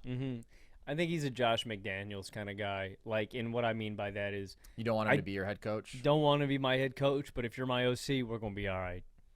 I think they're going to want to run the football. I think they're going to run the football pretty well with Ginty, but I think they're also going to be one of the better passing attacks in football. And like, Seattle was 14th in points per drive overall over the last 3 years. The situation is definitely better around Geno now. How much better you can debate, but this run game, this offensive line, and the offensive line isn't good, but it's not Seattle's. Like, those are significant upgrades. So from 14th to 12th to 10th to 8th, I could see it. I think the Raiders are solid, man. The problem is they play in the AFC West. Yeah. And it's just hard to win games in the AFC West. But if they were in the AFC East, if they were in the Patriots spot, with that schedule, I'd be making the Raiders to the playoff take. Like, I agree. They just don't have that opportunity. Agreed. Okay. How about the team that is going to be the biggest obstacle for them within their division, Logan? The Kansas City Chiefs. What's your hot take for them? I don't have a hot take about Kansas City. I don't really know how I could get hot about them. This is my most lukewarm take of the episode. I work hard for you. I come up with a prompt. I come up with a rundown. You disregard the rules. How dare you? On my podcast. My take, because so many people are being negative about them, this is the only reason I consider this to be even remotely close. The Chiefs are just as good this season as they are every season. I don't think there's no fall off. Like, to me, predicting the Chiefs' downfall is like Max Kellerman predicting that Tom Brady is going to magically fall off a cliff. What I mean by this is not that they're going to win 15 games, or something like that, like they did last year. but they're going to win 12. I'd almost guarantee it. You know what? I will. The Chiefs are going to win 12 games next year. Like, that's not even a hot take, bruh. Like, they're going to win this division. They're going to be in the playoffs again next year. They're going to be battling for the 1 seed again. Like, Lord willing, if Patrick Mahomes wakes up breathing for every game this year, they're going to be all right, man. Like, I don't get why we have to do this sensationalist. Oh, the Chiefs are going to miss the playoffs. They're going to win 6. No! Get your head out of your ass, man. Yeah, it is funny how, like, kind of the most mundane Chiefs take. It doesn't feel hot, but it doesn't feel, like, totally uncontroversial somehow to just say, like, yeah, the Chiefs are going to win this division again for the 10th straight year. The streak predates Mahomes, man. Alex Smith won. I think the Broncos in 2015 were the last team to win the AFC West that wasn't the Kansas City Chiefs. So I'm going to go ahead and pencil them in for another division title. 2016, dude. They have won the division 2, 3, 4, 5, 6, 7, 8, 9. They'd be going for 10 straight years. Yeah, that's an Andy Reid stat, and it's a Patrick Mahomes stat. I will give you a specific take, though. I think this will be the best Chiefs offense and Mahomes' best statistical season that we've seen since 2022. Maybe that's not that hot a take because they haven't been super dynamic offensively in the regular season the last couple of years. Mahomes' numbers have been at a career low in terms of production. But nevertheless, everybody seems to be kind of shorting the Chiefs right now, and I'll buy a little stock on the offense compared to where it has been the last couple of years. I am worried about the offensive line, because that was already a concern. Obviously, you look at what happened in the Super Bowl. That was a straight-up disaster, them just kind of being incapable of figuring out the tackle spots up to this point, and then they lose Joe Thuney. No question, that hurts. But they did invest in tackle this offseason with Josh Simmons early in the draft, bringing in Jalen Moore.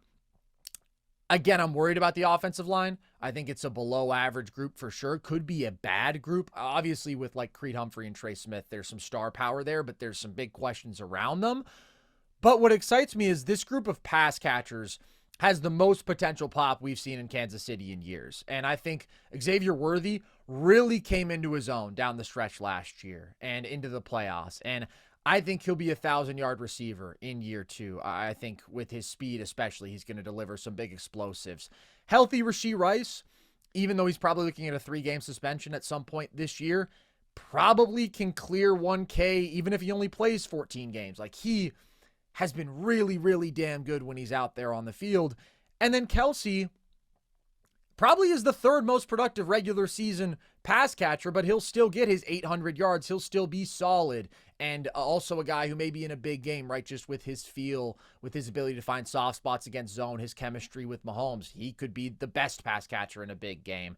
We'll see what healthy Hollywood Brown can do. I just like this receiving group if they all stay on the field. And that's been the struggle of the last couple years, has been them putting together a cohesive, reasonably talented, and available receiving core. This is the best I've felt about that. And again, the bar isn't crazy high. Like, Kansas City's just been 10th in points per drive, 15th in total points per game these last 2 years. I think that difference speaks to just like how much they've committed to limiting possessions, right? Playing that kind of ball control, grinded out style. But Mahomes also like averaging just 4K yards, 26 touchdowns, 13 picks over the last 2 years. I don't think like Kansas City is going to dramatically change as a football team. I think their identity is what it is. We're not going back to 2018, 2019, where they're dropping 35 on you every game with crazy explosives.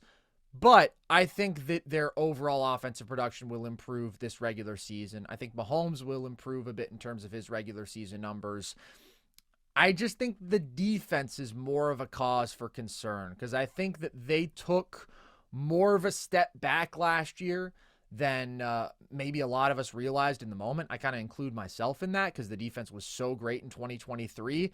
Last year overall, they were 24th in yards allowed per drive, 13th in points allowed per drive, and then they lose Justin Reed. They lose some defensive line depth where that's already kind of shaky for them on the interior.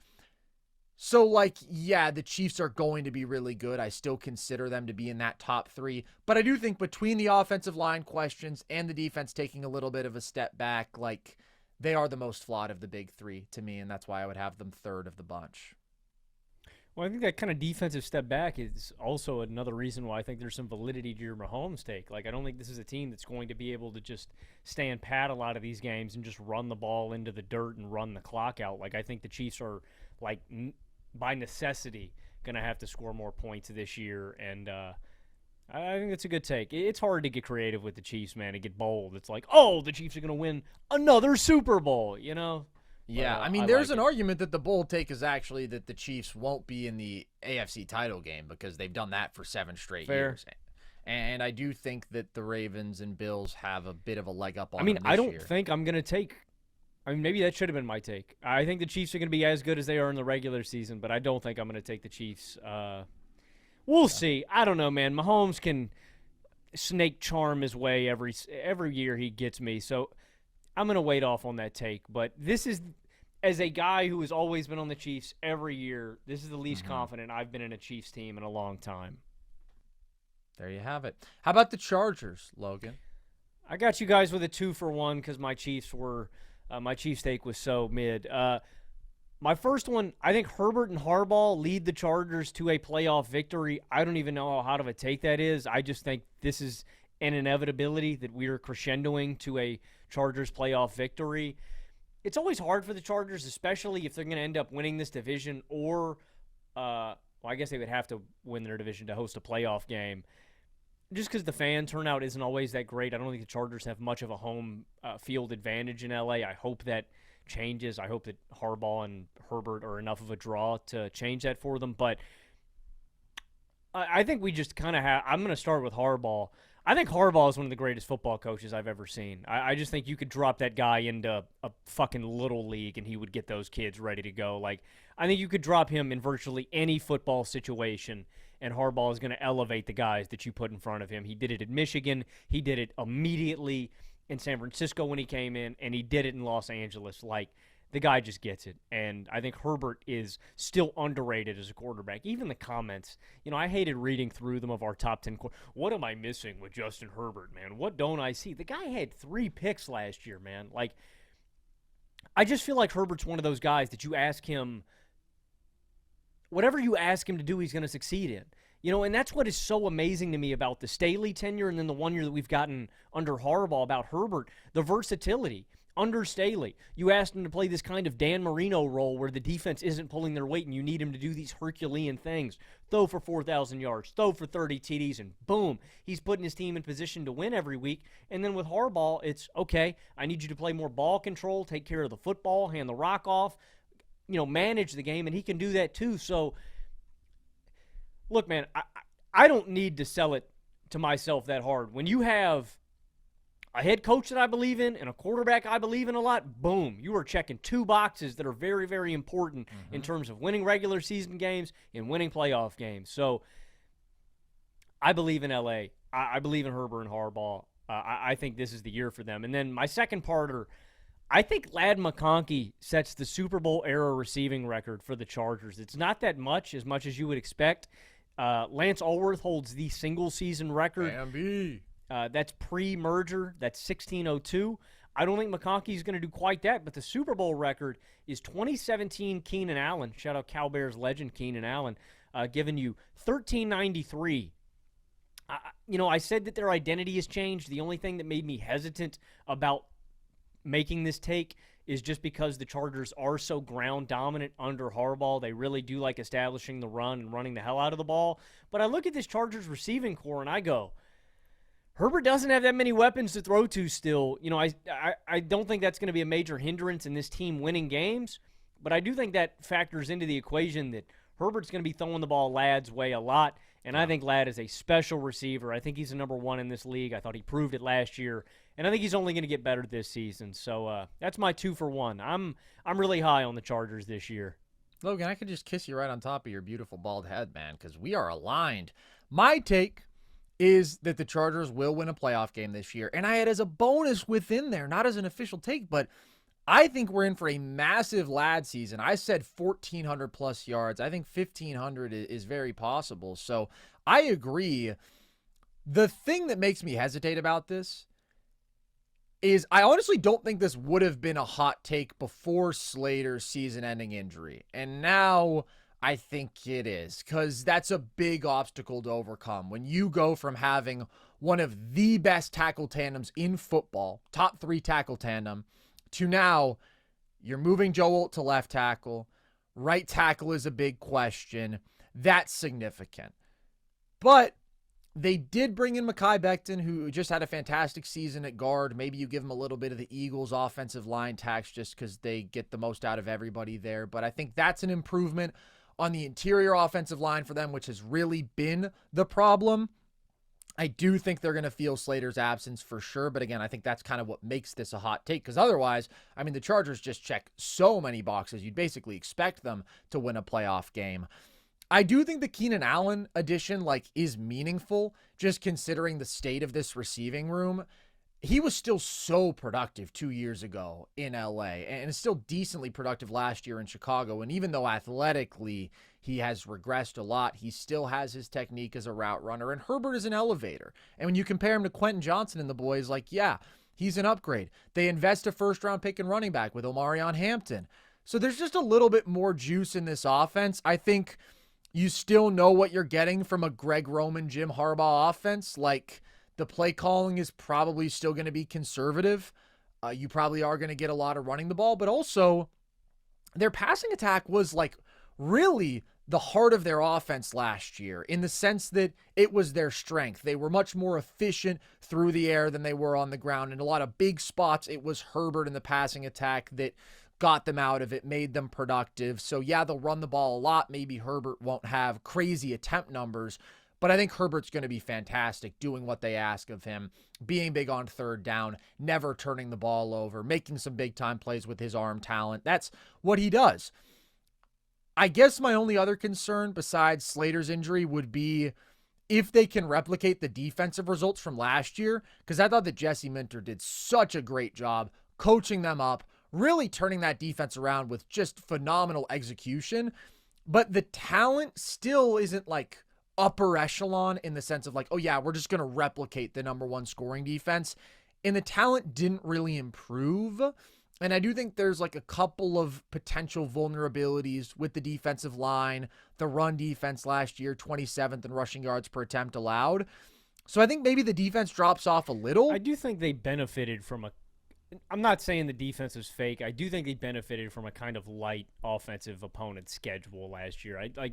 I'm not saying, anytime you're the number 1 defense, you're a great defense. I just think that number's a little bit deceptive. I think they were more close to a top 5, top 10 group. I don't disagree with that, and I think that that's probably what they'll be, a top 10 kind of defense this year. But I think the offense I do want to give a shout-out improves a little. To Henley, though. I think Henley's a stud in the middle of the field for this team. And they are aging. They are getting a little bit older. And so I think that's a good point to make. Yeah. I don't think defense is going to be as dominant, but I still think they're a really solid two-way team. I do too. And they were clearly in position to win a playoff game last year, and they just played a horrible game. And shout out to the Texans, because that pass rush was absolutely ridiculous in that game, and they forced the big swing play turnovers. That Texans defense was on something in that game. But I think that the Chargers are capable of playing a much better football game if they get back to the playoffs. I think Herbert will play a much better game if he gets back there. I think the defense will hold up pretty well. And I'm just going to bet on them getting it done. I thought they were a top 4 team in the AFC last year. And again, just the playoff game really went sideways for them. But I think they can replicate those results in the regular season and execute better in the playoffs this time around. Let's look to the AFC South, Logan. And let's look to my Jacksonville Jaguars. Duval. Because I look like Liam Cohen. Because everybody says I look like Liam Cohen. What's your hot take for them? My take's interrelated with the introduction of Liam Cohen. I will say I'm going to move a little bit more quickly through the AFC South, because I think this is probably one of the least interesting divisions in football. I think the pod needs to be longer. I think 4 or 5 hours if we can get there. Let's see how long we can stretch the AFC South out. I think maybe we can start going 3-4 hot takes a team, because I've got a lot about the Colts. Let me tell you. And don't get me started on the Titans. I think there's a few directions you could go with the take about Jacksonville. I think there's some intriguing young talent here, but I'm going to go with the darling boy of the team. I'm going to say Trevor Lawrence bounces back for his first 4,500-yard campaign. And This isn't really as much related to Lawrence. Lawrence's stock has dropped for me like a stone over the past couple of years. I still do believe in him. I think he is a top 20 quarterback. But if you had asked me, 2-3 years ago, I would have told you that I still believed he was a top 10 guy, that he could be that. I'm not there with T-Law, but I still do believe in his raw talent. And I think that Cohen and this receiving group can tap into his talent more than anybody else he's had in his corner. I do believe in Liam. I thought that you saw Liam's expertise with Baker Mayfield and what they did last year with Tampa Bay. But more importantly, he's just got a really great 1-2 punch in Travis Hunter and Brian Thomas Jr. Like that, more than anything else, is why I believe in Trevor Lawrence ascending to a higher level this season. I just think it's crazy. Like, Hunter's going to play some, I guess, defensively this year. I think long-term his path is as a receiver. I think there's more money in it for him. I think that he's explosive on that side, and I just think like it's flashier. I think he can just do more damage on that side of the football, but I don't want to undersell what Brian Thomas Jr. is. That guy is a stud. He is a number one in this league. I think Travis Hunter is a number one in this league. So you've got brilliant offensive mind, quarterback whose talents I believe in. Again, I think that Cohen can really harness Lawrence's abilities in a way that coaches previously haven't been able to, and I think it's the best receiving core that he's had. So I'm excited about Jacksonville. I'm excited about Trevor Lawrence, and I think that it manifests itself into a 4,500-yard campaign. That's my specific take for Jacksonville. I love everything you said, and I'm taking it further. I'm taking the Jags to win the AFC South, baby. Yeah, book it. I'm not sure if anybody underachieved their talent more than the Jags last year. And I think a big part of that is their coaching staff. Look, dude, I tried. The Jags burnt me last year. I did take the Jags to win the division. They cooked me. Well, they're not going to cook me because Liam Cohen and I have a special connection. And I do like the new regime. Like, I think that Liam Cohen is an excellent offensive football coach. I think that he let out one of the most balanced, one of the best offenses in football last year.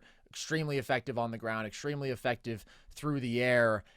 And I'm not out on T-Law. Like, I agree. His stock has absolutely dropped.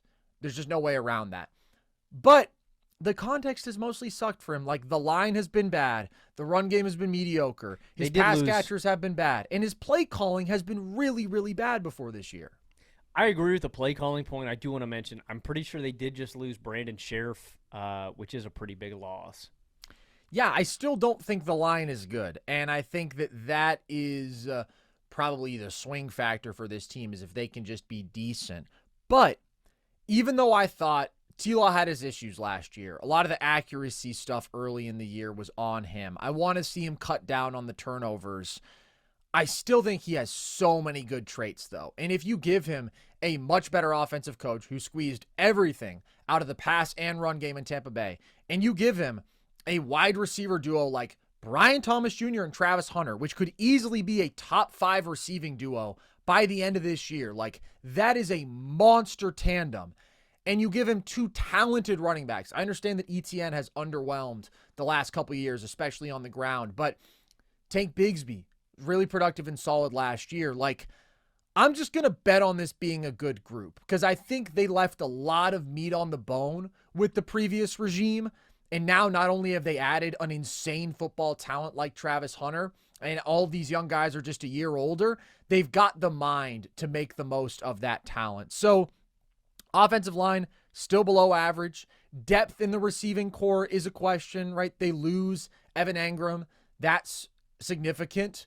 There's probably going to be a fair bit of responsibility on De'Ami Brown to like be consistently productive. And he was really good in the playoffs. I liked him down the stretch for Washington. This is going to be a more consistent role that he's going to be asked to fill. But I just think the talent is there. The coaching mind is there now too. And on defense, they have talent too, like legitimate front 7 talent, high-end pass rushing duo with Trayvon Walker, with Josh Hines-Allen. Both those guys were top 20 in pressures created. I do think the secondary is absolutely the question with the Jags because they were dead last in passing yards allowed. They were dead last in net passing yards per attempt allowed. But they bring in Jordan Lewis, they bring in Eric Murray, and like they bring in Travis Hunter, man. And we don't know how many snaps he's going to play defensively. to me, it seems unreasonable to expect him to play more than like 50%. I do think it's crazy, though, what he has already done. Like, we can talk about, oh, there's two-way players in college, but they never actually play both ways in the NFL. But there hasn't been a two-way player like Travis Hunter in a long, long time. Miles Jack played some snaps at running back. Jabril Peppers played some snaps at running back. Like, all these other guys were used in specific situations on whatever their second side of the ball was. Is really Dion. But Dion didn't play receiver in college. I don't think there is a comp in modern he played receiver. History. You played receiver for the Cowboys for the season. Like, but he had like 500 career receiving yards or something. I'm saying we have not seen somebody who was all world at the college level on both sides of the ball, playing a vast majority of the snaps on both sides of the ball. It's never been done. And yes, it's never been done in the NFL in recent memory either, but nobody's even done it at college. So Travis Hunter could just blow all of our minds and take on a load that we've never seen anything like. But I do think it's a lot to ask, not just physically, but mentally for a rookie. He's got to learn 2 full playbooks. So I just think offense is going to be the priority, and we'll see him in certain packages, certain situations defensively. But he can still make an impact in that role because he's a really good corner. I was going to say, I think the last guy that was like that was like Chuck Bednarik. I think he was like the last like real two-way guy. And real men used to do it back in the day, but these soft pansies, they haven't seen anything like Travis Hunter in decades. I don't think Hunter's going to get a ton of burn defensively. Like you said, I think it's going to be more like situationally, like into the first half, and you put him in there and let him run the full series. Or maybe you put him in for a couple of plays each defensive series. I think he's definitely going to be more offensively inclined. But you're right, dude. He's uber talented and special in a way that we haven't seen in literal decades. It's ridiculous, man. And I am really high on Travis Hunter. I know that they gave up a lot to get him, and I think it was a great deal for the Browns just because they need as many swings as they can get. They needed all that draft capital. But for the Jags to get a potential cornerstone at receiver and just a one-of-a-kind talent, I really, really like it. So I think there's a lot of previously untapped potential here that I'm betting on. It's a weak-ass division. There's a big opportunity because of that. And I have some issues with the Texans that we can get to in a second, but I'm taking the Jags to win the AFC South. We can get into the Texans if you want, because my take exactly is that the Texans win the division for the 3rd straight year. That's a hot take. We just picked the Chiefs to win the division for the 10th straight year, so yeah. Yeah, but that wasn't a hot take. How is it not a hot take if you think another team's going to win the division? And because mine's the hot take. Because mine's the hot take. I'm going to take the Texans. I do believe, and it comes basically just in my faith of the infrastructure of this team. I think the Texans definitely have some red flags. I think the receiving core has taken a little bit of a hit, considering the fact that Tank Dell probably isn't going to play this year. They do lose Stephon Diggs. Nico Collins is coming off of an injury, right? Those are concerns. The offensive line is bad, just bad. There's no really dressing it up. But I think C.J. Stroud is due for a bounce-back year. I think that was a down year for him. I believe in D'Amico Ryans as a head coach of this team, and I think this pass rush is hellish. That's really where I think the strength of this team rides, is that they're going to be able to get a ton of pressure on the quarterback. And I look at the rest of this division, sure, this might be a little bit of a cop-out. I don't think the Titans are doing jack. I don't think the Colts are doing jack. And ultimately, I've been burned too many frickin' times by the Jacksonville Jaguars to pick them to do anything. The Peterson Jacksonville Jaguars, not the Liam Cohen Jags. Duval. We'll see. I hope Jacksonville looks better for Trevor Lawrence's sake, but it may be a bit of a no-brainer. It may be a cop-out. I'm going to take the Texans to win the division again. Yeah, I do think that that's obviously the consensus. My hot take is that the Texans missed the playoffs. And I think the biggest problem for them, obviously, is that offensive line is absolutely bottom tier. And it was bottom tier last year. And then they moved off of Laramie Tunsil, and they lost Shaq Mason. And, they replaced them with a couple vets. They bring in Cam Robinson. They bring in Laken Tomlinson. Those guys are decent. But that's still a downgrade because, Tunsil was really good last year. Kenyon Green. Kenyon Green wasn't good. No, I don't think Shaq Mason was for No. Houston either. But No. there is change, which is important.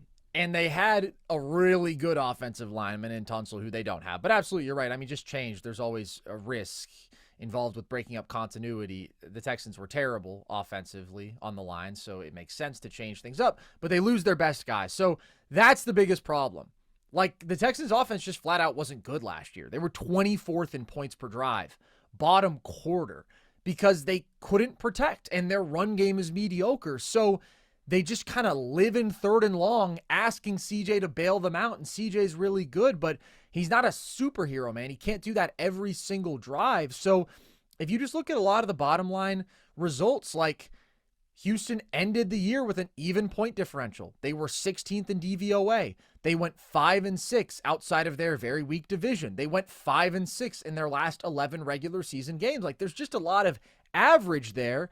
And yet they did still win a playoff game off the combination of elite defense, elite pass rush, and CJ stepping up and playing at a pretty high level. And like, I don't want to devalue that formula because I can see them replicating that. And like, just elite pass rush, good quarterback, good coach.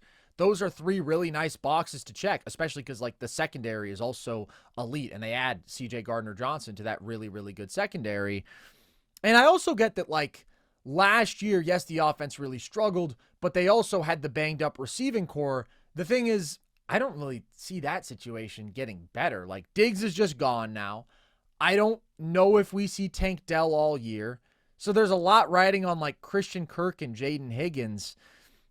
Like, I believe in CJ's ability to elevate a group. I just think the pressure on him is going to be obscene. And part of this is, yeah, I wanted to go bold with the Jags because I like where they're trending. I have some concerns about the Texans. Are the Texans the safer pick? Yes, they are. But they also have a major, major, major flaw that does concern me. And I like what the Jags are doing. I like where they're trending. So I get that. There you go. I get that. How about the Titans, Logan? What's your hot take for them? I don't have a ton positively to say about this team as a whole, but my take is that Cam Ward and Calvin Ridley end the season as a top 10 quarterback wideout duo. So I know that that's kind of ambiguous and arbitrary. Like, you know, it's not really something tangible that you can measure, but I really, you know, and we haven't seen a ton of these guys on tape, but I really did like their connection in the preseason game. And Cam just seems more comfortable throwing Ridley the ball than he does any other pass catcher in this room. And I'm still very high on Calvin Ridley's talent. So, and Cam Ward's talent. That is what this has a lot to do with. The one thing that worries me about Cam, I really love Cam Ward's improvisational skills, and I think he is an exceptional quarterback in terms of accuracy, arm strength, poise, and improv. I think that's where Cam stands out. When plays break down and he needs to create something by himself, or, you know, when defenses have to scramble, off script is really where I think Cam Ward shines. Where I'm worried about Cam as much is him diagnosing pre-snap.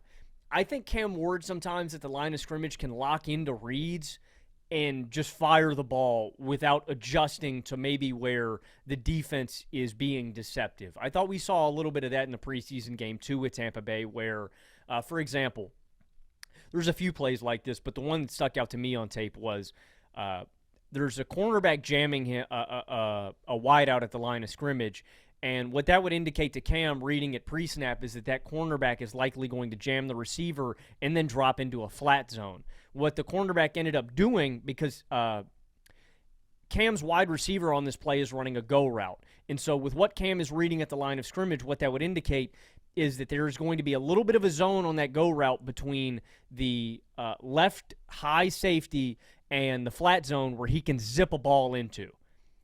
And if the cornerback had played the play like that at the line of scrimmage, it would have been wide open.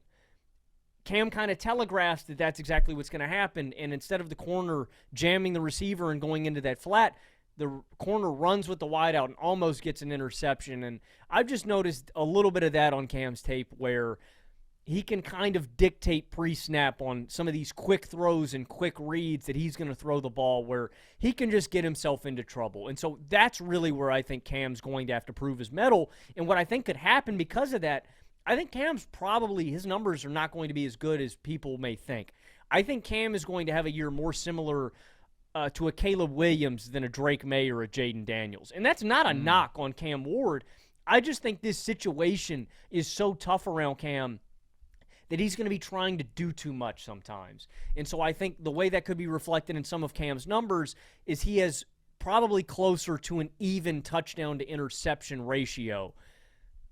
But I'm not going to glean anything from that. I think that that's going to come with the growing pains of a playmaking quarterback, and I think Cam is going to come into his own in year 2 or year 3. All that being said, I think Cam Ward and Calvin Ridley are going to light it up year 1. Like, I think they've got a really good connection. I think he is clearly head and shoulders the best target in the Titans room, and I think him and Cam are going to put up some big-time numbers. So I think Ridley's going to have over 1,000. I think Cam's going to throw for 3,500, 4,000 yards as a rookie. I just don't necessarily think it's going to manifest itself into a bunch of wins for Tennessee. But I think there's going to be a lot of good on tape from Ward and Ridley, and I think they end the year as a top 10 duo.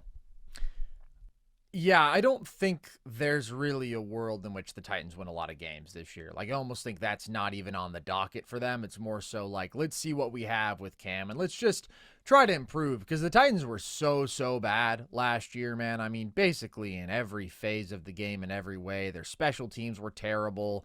They were awful in the trenches on both sides of the ball. They were bad running it, bad passing it, bad defending the run, bad defending the pass. They were just awful. And so I do think that there's a lot of pressure on Cam to elevate a situation that was really bad. Now, obviously, there's been an offseason now, and they invested in the offensive line. Your beloved Dan Moore Jr. is now a Titan. Kevin Zeitler is now a Titan. So, like, I do think that they've improved there, but the bar was in hell. I still think it's a below-average offensive line. And so I do think they're going to ask Cam to do a lot. I mean, I think that Pollard had a good season last year, especially considering how bad the offensive line was. And so I don't think that this is going to be like, all right, Cam, we're asking you to throw the ball 35, 40 times every game. Like, it's just not a good formula with a rookie quarterback. They're going to want to run the ball as well as they can and as much as they reasonably can. But I think Cam is going to break the franchise rookie passing yards record, passing touchdowns record, and I think he'll lead 2 or more game-winning drives. So basically 3,500 yards, 20 touchdowns. And then the clutch aspect, Cam's nonchalant as hell, man. And I don't want to, like, extrapolate too much from his Miami season. I think people say that word. To me, Cam looks comfortable. He never looks stressed. And, like, obviously it's a different world now. We're talking about the NFL. But the number of times he actually did have to construct a comeback last year. Listen, I'm not a huge college football guy, but I did watch a fair bit of Miami. And, like, I could always tell that they were fake because they weren't really that good. Like, in the trenches, you know, they don't look like a top-tier SEC or Big Ten team. Defensively, they're not close to that. They're letting up 40 points to my beloved Cal Bears, who are not good. Cam just happens to be able to bring them back and score 45. And I do think that there is an ability to deliver and remain composed under pressure that he does have that is valuable. And physically, I do like his traits. I mean, he's not a top-tier prospect in that way, but good enough physical traits to be the number 1 pick in this class. So, yeah, I think he's going to have a good season. I mean, I think he's going to clearly be the best rookie in the class. And that's what Titans fans, I think, are going to be fully invested in. Because other than that, there's probably not too much to get excited about this year. But I like you incorporating Ridley into the take because he definitely does like him a lot based on what we've seen in preseason. Last team on the docket, Logan, the Indianapolis Colts. What is your hot take about them? Colts fans, plug your ears. I don't have anything really good to say about Indianapolis. My take is the Colts are going to have a top 5 pick in the 2026 NFL draft. I think they're going to be one of the worst teams in the league. Wow. I think I feel bad for Colts fans as much as I do almost any NFL fan. Like, I feel like the Colts have been stuck in quarterback purgatory. Andrew Luck had to put, like, a curse on this team or something, man. I mean, they just don't. I think they cursed themselves with how they built around Andrew Luck. Yeah, maybe, dude. I mean, the fact that they have been doing this same song and dance basically every single year post Andrew Luck, it is, okay, well, we've got a decent team and a decent infrastructure. Now we just need to find the quarterback. Now we just need to find the quarter. They're just doing it every year. Like, it has to be infuriating as a Colts fan every year to feel like, oh, we're just a quarterback away. And then you get Anthony Richardson, and I'm completely out on Anthony Richardson now. I have sold all of my stock. If you have any question about what I did to my pinky in my personal life, me and Anthony Richardson had the exact same injury. If you go back and watch what happened in preseason.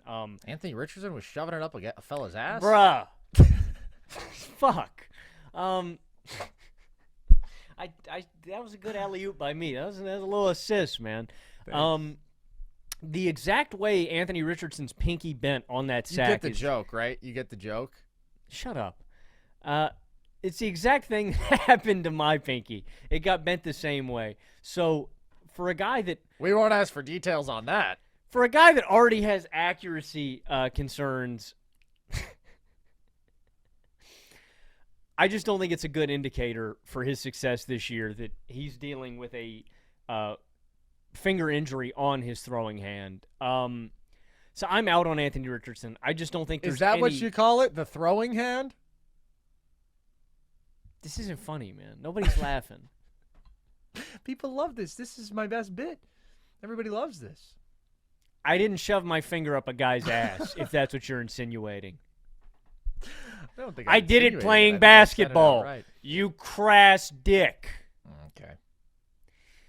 Anyways, I don't think Anthony Richardson is going to be good. I have sold my stock to those who will buy it. And then they've got Daniel Jones, and you guys already know how I feel about Daniel Jones. I think he is the devil's gift to this earth. He's not good. He sucks. And whoever plays quarterback is going to be bad. And so I do a very simple football recipe here. Bad quarterback equals very few wins. So I think they can have a top 5 pick. That essentially means they're going to be among the 5 worst teams in the NFL. Sorry, Colts fans. I don't think your team is that bad, but I do think your quarterback room is just that bad. So good luck, and may God have mercy on your souls. Yeah. Shout out that guy that sings that song, though. That guy, Seth. He fires me up. This I is don't our know Colts. this fella. This is our team. That's We bleed nice. blue. Well, related to what you were saying about the quarterback situation, this is weird because I don't even remember writing this down, but I guess my hot take is at some point Daniel Jones and Anthony Richardson strip naked at the 50-yard line and have a gladiator battle with pool noodles. No, this I'm into. I guess that's my hot take for the I think Colts I this might year. be able to put my finger to use in this scenario. Mm-hmm. Yeah, man, I don't really have much else to say. I don't know if they'll be picking in the top 5, and here's why. Their quarterback play can't really be worse than it was last year, and they still won 8 games. Like, there is value in being as good in the trenches as they are on both sides of the ball, and they're pretty damn good. But I'm concerned about Anthony Richardson. Like, I have been an optimist about him. It just seems like the development is on a very concerning trajectory. When we're going into 3 years of his career and we're still like really having a quarterback competition with Daniel Jones and that's still up in the air, that's no good whatsoever. It's tough because he still has spent so little time on a football field at a high level and he's still so young that like I hesitate to sell all my stock. But I think that the stock is definitely going down in value because last year, obviously, I mean, it was just so erratic. The accuracy was so problematic. He is a special athlete at the position, but we need to start seeing some progress and we need to start seeing it fast. So regardless, I think you're going to be looking at a bottom tier quarterback play, regardless of who they get it from. The only way to avoid that is if Richardson does take a leap, which I'm hopeful for, but I'm not really seeing the indicators of right now. That being said, I do think the ability in the trenches probably keeps them from truly bottoming out, but are they going to be in the playoff mix? No. And are we going to see Anthony Richardson and Daniel Jones strip naked at the 50-yard line and have a gladiator battle with pool noodles? Yes. At least according to my hot take, yes, we are going to see that. On that note, thank you, everybody, for listening. Hope you enjoyed. What a blast I had, Logan, talking football with you. It's been too long, man. It's been way too long. We hope you guys like this new format. We are not going to do our conventional preview every single division as its own episode. We just thought this might be a more fun and engaging way to mix things up. And obviously, we will have the NFC edition next week, so stay tuned for that. And stay tuned for all our content if you're interested. Right here on the Nerd Sesh YouTube channel, you can watch everything, or right here on whatever audio platform you use, you can listen to all of our full episodes. You can also follow us across social for our daily viral TikTok content where we're doing trivia. Sometimes we've got takes, we've got clips from the show. And then, of course, TikTok, Instagram, Twitter, we've got our graphics when we make lists, all that good stuff. You can find everywhere. And if you want, you can join our Discord. That is linked at the link tree across our social media bios to chat with the gang and be part of our community there. So with that, as always, appreciate you guys. I've been Carson Brabber. I have been Logan Camden. And this was Nerd Sesh.